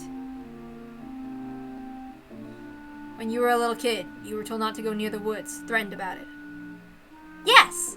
They always said to stay away since it would be dangerous if we got lost. Because a witch lives in the forest. A witch? What witch? The Golden Witch, the ruler of Rokenjima's night, Beatrice. Beatrice is a woman to whom grandfather owes a great debt. Don't you think it's a bit rude to treat her like a witch or a ghost? You don't know about the witch Beatrice. I know about the Beatrice who came here in a submarine along with the gold, and about her daughter who was raised in the Hidden Mansion. We just learned about those two together a short while ago, right? Where does this witch come in? I see. So that's it. Then how did they scare you to keep you from going into the woods? They said that wolves lived in the forest. Wolves. But not a witch. I see. That's interesting. Not to me. What are you talking about? What is this witch? I'm just talking to myself. I have one more question. Please go ahead. During the family conference, who sits to your right at the dining table?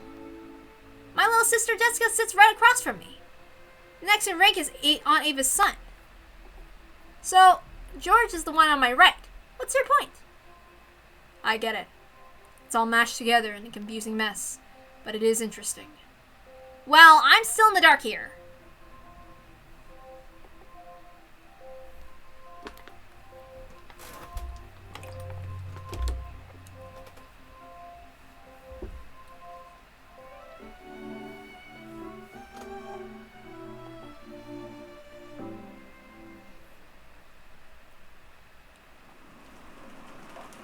Okay, just a moment.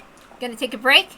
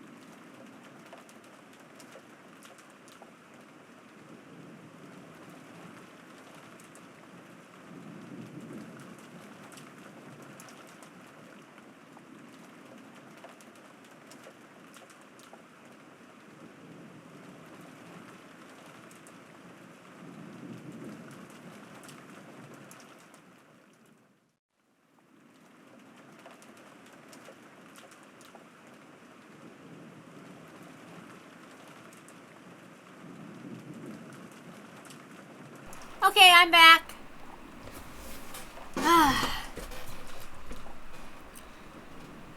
Alright, hold on. Okay, there's gonna be a content warning because, there is okay. So, SA or, I don't know if it will bring in anything, but, of a adult topic. Okay? An adult topic of, so, I'm put a warning here that there is something that is talked about that if you are not comfortable with, you should probably back out. Because from here on out, there's a pretty uncomfortable subject that is brought up at this point. And then, like, once, only in this video, and once, like, that's done, you can just hop back in. But it is a sensitive adult topic that,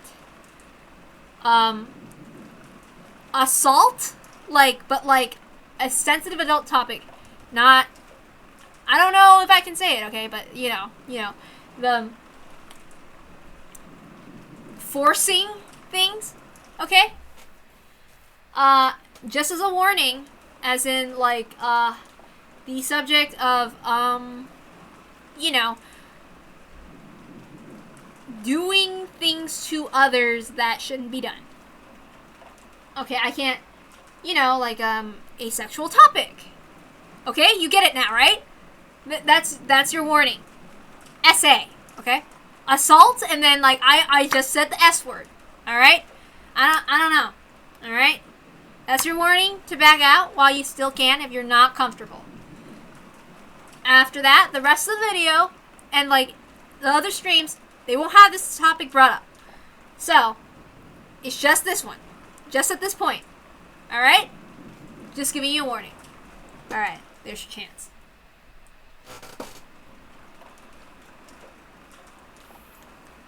So, did you figure out who killed Beatrice? Yeah, more or less. You don't mean the head, do you? Berncastle isn't asking about the two Beatrices involved with Kinzo. She's talking about who killed Beatrice of 1986. I'm not really sure what you mean by the Beatrice of this year.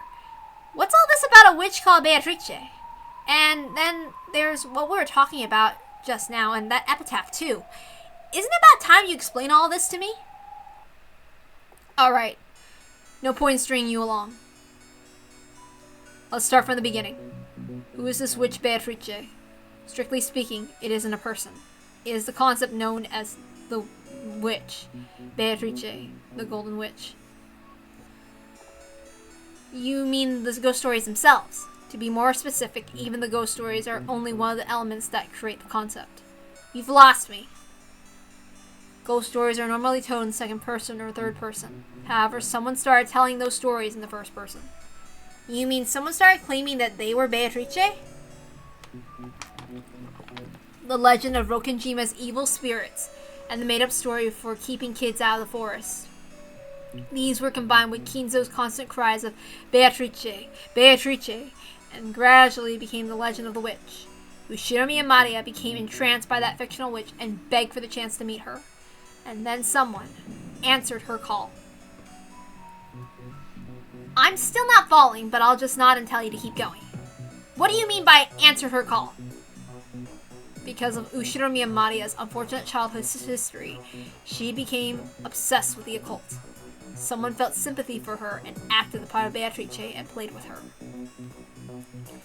Maria tends to recognize people by their behavior rather than their physical appearance. Though Rosa is only one person, Maria calls her mother the Black Witch when she gets violent. And at these times, Maria views Rosa as a different person separate from her mother. In other words, even when a person visually looks the same, she tends to view them as multiple different people depending on their attitude. This fact puts the scene where Maria first met Beatrice in a new light. After being chased out of the mansion by the adults, Maria decided to have some tea in the rose garden. At that time, someone probably started talking to Maria.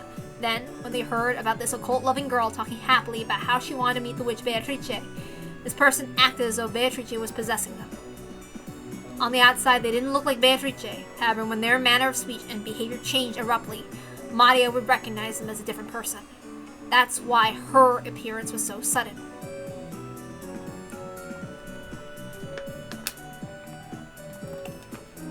We can probably view Maria's love of witches and the occult as a form of escapism. She believed the power of witches could bring about the change in her unfulfilling and incomplete life.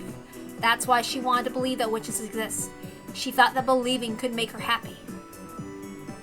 It's true that Aunt Rosa brought up Maria by herself and that she was always busy with work. I do feel sorry for Maria, but still. Don't neglect the heart. Maria believed for the sake of believing. She believed in Beatrice's conjuring trick from the bottom of her heart. That probably comforted her a lot. And at that moment, the witch Beatrice was born. Someone saw that Maria wanted to meet a witch, so they decided to play witches with her. That's right. This marks the birth of Beato the Elder. All that about living 1,000 years and being bound to Rokenjima. That was mixed into the stories of ghosts wandering the mansion at night, which is part of the legend of Rokenjima's evil spirits. As Furuto Erica guessed, the two ghost stories had fused. Someone fused the two stories together and acted the part. So Beatrice held traits from both ghost stories. She was the master of the mansion's night, while also fearing spiderwebs. So when Berncastle asks us who killed Beatrice, she means who killed the kind person who acted the part of Beatrice. That's close, but not quite. She doesn't mean someone acting a part. We're talking about two different people.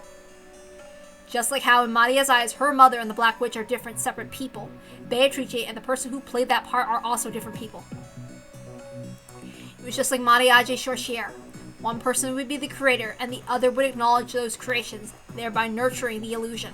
The Golden Witch Beatrice was also created by one person, and then nurtured when Maria acknowledged her. So killing the role that was being acted out wouldn't mean the same thing as killing the kind person who was playing the part. Even if Beatrice's vessel is lost, that isn't the same as Beatrice being killed. It's easier to understand if we use a telephone as an example. Let's say I call you on the telephone. From my perspective during the call, the phone is you, in the sense that that is what I talk to. But what if I break the phone? I see. If you kill the phone, you won't be able to talk to me, but that doesn't mean you've killed me. We know Maria once offered to let Beatrice possess her early on in their relationship. That clearly shows that Beatrice didn't look like a portrait at the time. So if the person acting the part and the witch character they play are different people, we're talking about killing just the witch character itself. Is that even possible? Only the actor can kill the character. In other words, the person who killed Beatrice is the person who played the part of Beatrice. You mean that person who played witches with Maria is the culprit Castle's talking about? That's it. But, as if that wasn't confusing enough, this chapel is now a world inside a cat box. The culprit is the cat. There are now 2 cats existing at the same time, one alive and one dead. Confusing is right. I'm still lost, but keep going. You're saying that there are 2 culprits? Right. The human who can create and kill Beatrice, and the human who never gave birth to Beatrice in the first place, who can kill the entire concept of Beatrice. Both of those humans are here. Then let me ask, in this Beatrice murder case, who are these 2 culprits? Let's start with the dead cat. Who is it? You. What? It's painfully easy to guess. Your world is the only one where the witch Beatrice doesn't exist. I don't understand. Both Maria and Jessica told me stories about the witch Beatrice. However, when they talked about the ranking system at the dining table, you weren't there. I wasn't there? Maria came to visit Rokkenjima with Rosa, and Rosa was sitting next to her. That's impossible. If you exist, then Leon comes after Rosa, then Jessica, then Maria. There should be 2 people between Rosa and Maria and Rank. In that case, they should be sitting on opposite sides of the table and separated by 1 seat. In other words, in the world where Leon exists, it's impossible for Maria to be sitting next to Rosa. It was the same in Jessica's story. If you were added to the ranking system, then when looking down the table toward Kinzo's seat, you should be on the left side and Jessica should be on the right. After that comes George on the left side and Angie on the right. Jessica and Angie will be sitting right next to each other whether you are there or not. However, which side of the table they're sitting on changes. In the world where Leon exists, Angie's seat is on Jessica's left. However, if Leon doesn't exist, then Angie's seat is on Jessica's right. Every time someone talked about the witch Beatrice of 1986, they were all talking about the world where you don't exist. And in your world, there are no ghost stories about a witch. To you, Beatrice is either Kinzo's mistress or his benefactor, not a wandering ghost. The head loved Beatrice deeply, did he not? I can't imagine why she would be made into a ghost story. Exactly. If you exist, the witch Beatrice doesn't. Your existence kills Beatrice. Are you saying I'm the culprit who killed Beatrice? That's just crazy. How can I be the culprit if I don't even understand her and have never met her? Flip it around. If you don't exist, Beatrice will be born. Flip it? Are you trying to say Beatrice and I are on 2 sides of a coin? That's a good way to put it. That's it exactly. You're a coin and Beatrice is on the other side. I don't get it at all. At first, I didn't get your existence either, but I formed a theory about you after hearing all this. The key is that you're 19 years old. I don't remember telling you my age, but you got it right. How? Jessica said that you were already the student council vice president when she joined your school, and that you became the president next year. That means you're 1 year older than Jessica. Jessica's 18 years old, so Leo must be 19. I see. And what sort of theory can you make now that you know I'm 19? The theory I can make is that you aren't Ushiromiya Natsuhi's child. How rude! I don't know what game you're playing, but I won't allow you to insult both me and my mother like that. Why are you the successor instead of Kraus? I will succeed the headship when I come of age. When I have a kid, I'll probably pass down the title to them when they come of age. Then why didn't Kinzo give the headship to Kraus when he came of age? You heard what our head said. He was used by the cunning elders of the Ushiromiya family and suffered much. That's why he decided that only young people should inherit the headship from now. In the world without you in it, there is no silver ring for the successor. That silver ring proves that Kinzo had a strong desire, which he didn't show in any other world, to see that you became the next head. I can't deny that you may have a point there. The head always seemed to adore me particularly. I was very young when he first promised me to make the head when I came of age. And he was very strict when he told me to keep my studies in preparation for that day. But I don't think my father was any less talented. Why did grandfather skip over him and make me the successor? I've thought it strange from time to time, but it's always been that way, so I never said so out loud. Do you know why Kinzo wanted you and not Kraus to become the next head? How could I know? Are you trying to tell me to stop neglecting the heart again? Do you think you understand how the head's heart works? It's because you're the child of Kinzo and Beatrice. Oh, wait. I think this is Berncastle's line. It's because you're the child of Kinzo and Beatrice. Well done. There was a crisp applause and a mocking laugh. Berncastle. That was faster than I expected. I thought you'd let me play a bit longer. Berncastle appeared sitting on an altar, almost as though it had become her own personal chair. When did you realize that Leon shared Beatrice's blood? As soon as I realized that Leon was 19. It was the same number as the baby from 19 years ago, that hint that appeared in the 5th game. Didn't that baby fall off a cliff? Leon is the baby who was accepted by Natsuhi and didn't fall off the cliff. In other words, if Natsuhi rejects the baby, Leon doesn't exist. You're saying I'm not Mom's child? That's insane! You say that, but you don't look too sure. That's right. Ushiromiya Leon is not Natsuhi's child. This is the grown-up version of the baby Kinzo got from somewhere 19 years ago. Not somewhere. Leon clearly shares Beatrice's blood. The proof is the silver ring, which is only ever given to Leon across all the many worlds. Why does the ring prove that I share Beatrice's blood? In all the many worlds, you are the only one who receives it. That means in all worlds, you are the most important person to Kinzo, second only to Beatrice. And his love for you is clearly greater than it is for his son Kraus or his granddaughter Jessica. And you are 19 years old. In other words, if we look back to see what happened 19 years ago, it can lead to a certain theory. 19 years ago? What's that supposed to happen at that time I was born? You heard it too, didn't you? You even heard it today. And Will was with you, right? You don't mean Aunt Rosa's story! That's right. Rosa's story came out in the 3rd game, and the age of the baby in the 5th game matched that date. A certain theory became possible. The fact that Kinzo brought a baby from somewhere and tried to add it to his family proves that the baby was somehow important to him. And I'm the child of the Kuwadorian Beatrice! The Kuwadorian Beatrice was the daughter of the Beatrice who arrived in that submarine. But Kinzo didn't think of her as a daughter. He believed that she was the same person. Beatrice reborn. When that reborn Beatrice reached the same age of the first Beatrice and truly looked like Beatrice's double, Kinzo made a terrible mistake. I don't want to hear it!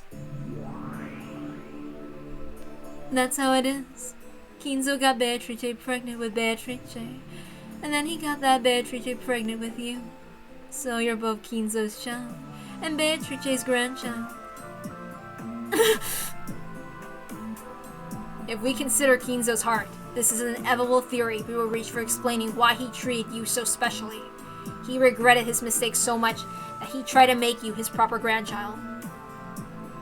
In almost all cases, Natsui's pride is brutally hurt, and she refuses to raise Leo. Because of that, you almost always fall from the cliff and disappear. I heard that I was the child they were finally blessed with after so long, and that Jessica was born the next year.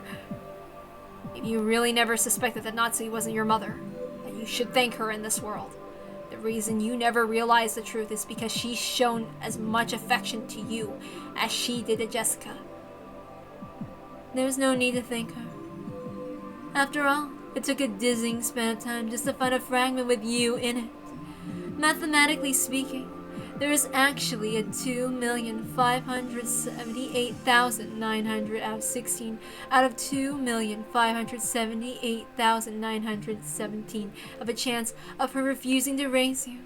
You should probably be thanking me for creating this miracle, not Natsui. Enough with your stupid probability games. Oh, I'm sorry. No matter whose blood you bear, that doesn't change the debt that you owe to your family that raised you. I realize that. Still, I would like some time to calm down and think things through. That is, if you'll refrain from ignoring my heart. Sure. Leon took a deep breath and looked upwards. Anyone would be shocked to find that their parents who weren't who they believed them to be. Still, Leon should be grateful. Grateful toward the family that raised a child who wanted for nothing. It is pretty interesting. Hard to believe that the Golden Witch Beatrice might have lived such an ordinary life, even at such absurdly low probabilities. Isn't it? I think moments like this are hilarious. Will had said it plainly. Ushiromiya Leon is how the Golden Witch Beatrice appears in a different world. The baby Natsui rejected 19 years previous. If she accepted that child, this is the future that would have occurred. However, if she doesn't accept that child, the witch will be born.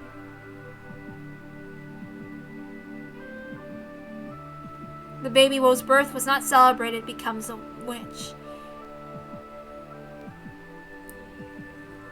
Leon is a dead cat. However, Leon's existence has nothing to do with what you're interested in the Rokenjima serial murders. In other words, Leon is the cat that disappears when you open the cat box. Exactly. Leon is just a disappearing cat. But this was pretty fun for a side trip, don't you think? You're the only one having fun. If I wasn't trapped here, I wouldn't even worry about reasoning this out. I think I know why I was chosen to be your partner in this strange detective game. It seems this Burncastle witch enjoys toying with people's fates and sneering at them. Wow, incredible. It's rare for someone to understand me the day that we meet.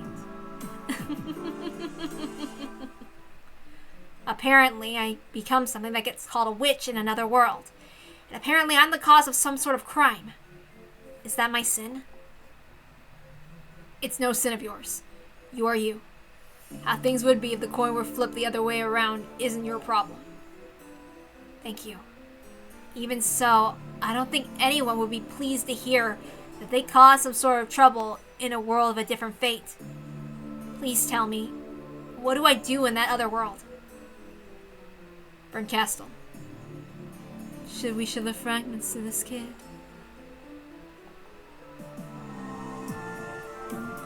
Will opened his hand, and something that looked like a pale blue glowing shard of a crystal appeared there. It was a memory. No, a game record of all the games so far. Touch this. You'll be able to see your fate in the other worlds. Your face is telling me that I'd be happier if I didn't touch it. Of course, you've probably guessed, but the story here isn't a happy one. Even so, even if it's another world, it's still about me. You have both the right to know and the right not to know. If you can convince yourself that the one similar to yet different from you is a separate person, then touch it. Don't you want to know about the fate you might have reached? I ask this as your partner. Would you show that to me? As your partner, I'd say look. But as a friend, I'd say don't. Unfortunately, I'm not your friend. Then as a partner, I have one last question. What? Are you a boy or a girl? Well, that was abrupt. I could see you as a fairly slender boy, but then again, I could also see you as a no-nonsense sort of girl. Even Burn Castle has been intentionally keeping it a secret. She made Jessica call you our successor, Sama, all the time, instead of Nissan or Nason. You are quick. People often ask me about my gender, so I always give the same irritated response. Which do I look like to you? In the 5th game, you're supposed to be a boy, but in many other games, you are thought of as a girl. In the 6th game, when Ushinomiya Balor was the master, 2 demons of different sexes appeared, but we didn't know which was which. In fact, strictly speaking, it all started all the way back in the very first game. Your gender is one of the hidden mysteries that exists outside the games themselves. I hate to give you an answer so easily, so I won't. We're partners, right? Does it really matter if I'm not the gender you prefer? You're right. If we're working together on this, I don't care what your gender is. Thank you. I developed a bit of a complex about it, so I'm glad to hear you say that. I'm all for gender equality. If someone's a waste of space, I'll smack them no matter who they are. And of course, I'll pinch rude people no matter which gender they are.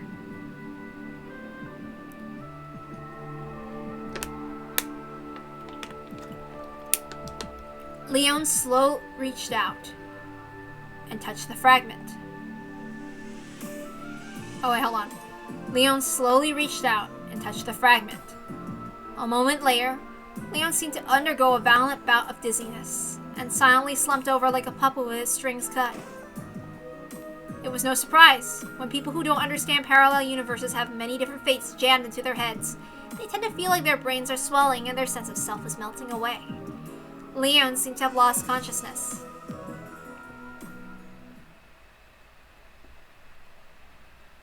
So, Leon had what it took to learn everything. A perfect piece to be a partner, wouldn't you say? I'll continue my reasoning. I've talked about the dead cat. Very true. Next is the living cat. The only one who can kill the Beatrice of 1986 is the one who created her. There are tons of hints. If you think about it, they've been coming back since when Beatrice was running the games. That's true. In the 4th game between Beatrice and Balor, Beatrice's origin became clear. And at that point, I learned who Beatrice was, and about that person's heart. What do you mean by heart? The motive. The reason why Beatrice had to commit a game-like crime on October 5th, 1986. Putting even her own fate on the line. Impressive. So you figured out the whodunit and the whydunit as early as the 4th game?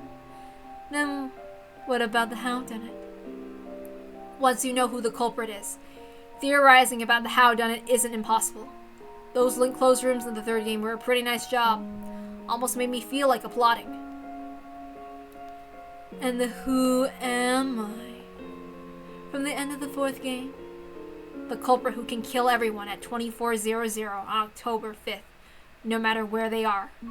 By that moment, it's possible to form a certain sort of hypothesis. You might call that the other treasure of the Golden Land. Oh, so you say you can reach all the answers by the 4th game. In other words, with just Beatrice's games. It's possible. After that, Lambda Delta's game and Balor's game were filled with even more hints. As is this game of yours. Well now, why don't you stop stalling for time and just tell me, who is the culprit?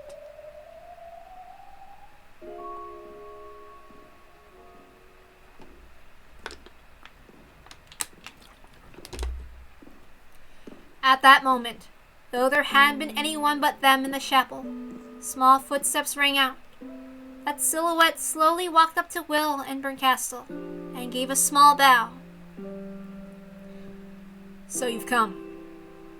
Did you call this person here? Yeah. Who done it? How done it? And why done it? I've understood this person's motive. And are you going to give up just because he's found out your motive? There's no concrete evidence, right? You could make a flashy fight of it with red and blue. That's not what this person wants anymore. They nodded slightly. Their wish was to be noticed. Once that happened, they had no need for trivial excuses or pointless word games. I believe that I understand your motive. Your heart. I'm going to describe it now. I called you here to listen. And correct me in your own words if I have gotten anything wrong. The two of them nodded to each other once more. In your 4 games, I found your message. And in the 3 games with different masters, I was able to picture the strange sort of fate that must have toyed with your life. It left me speechless. In every game you die without revealing that truth to anyone. Having this person confess in this empty chapel might be pointless. However, even so, I believe it will give her some sort of salvation. People are only saved when someone understands them. No one understood this pitiful witch, even after her death. Even years later, including the man she wanted to understand her the most. It's about time someone forgave her. At the end of the 5th game, Balor finally understood. However, it took him so long, and he didn't make it in time. So even though she's alive here and now, Balor cannot save her. So Balor isn't here at Beatrice's funeral. He won't come. He won't make it in time. This is Beatrice's funeral. You will confess. The Divine Master will hear. And I will forgive you. That's supposed to be Balor's job, but he didn't make it in time. So I have to sell for me. And Beata gave Balor so many hints too. Lambda also gave that idiot a ton of hints. I even got a good laugh in Balor's game of the repentance for missing so much. But I won't make anyone laugh. I'll just dispassionately carry out your funeral. No more talking from you. That's my job.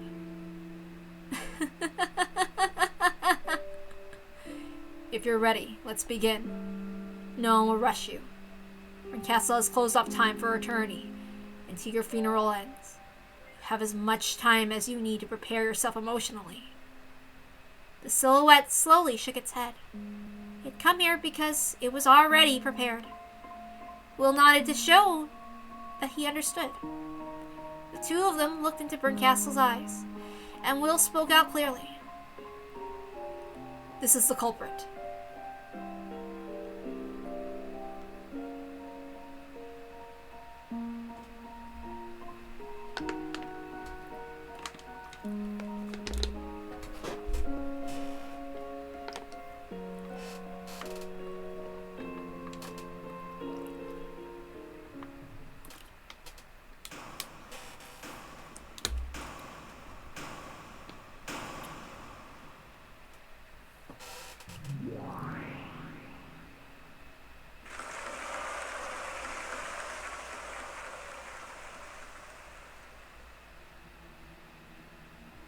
Okay, we'll stop here.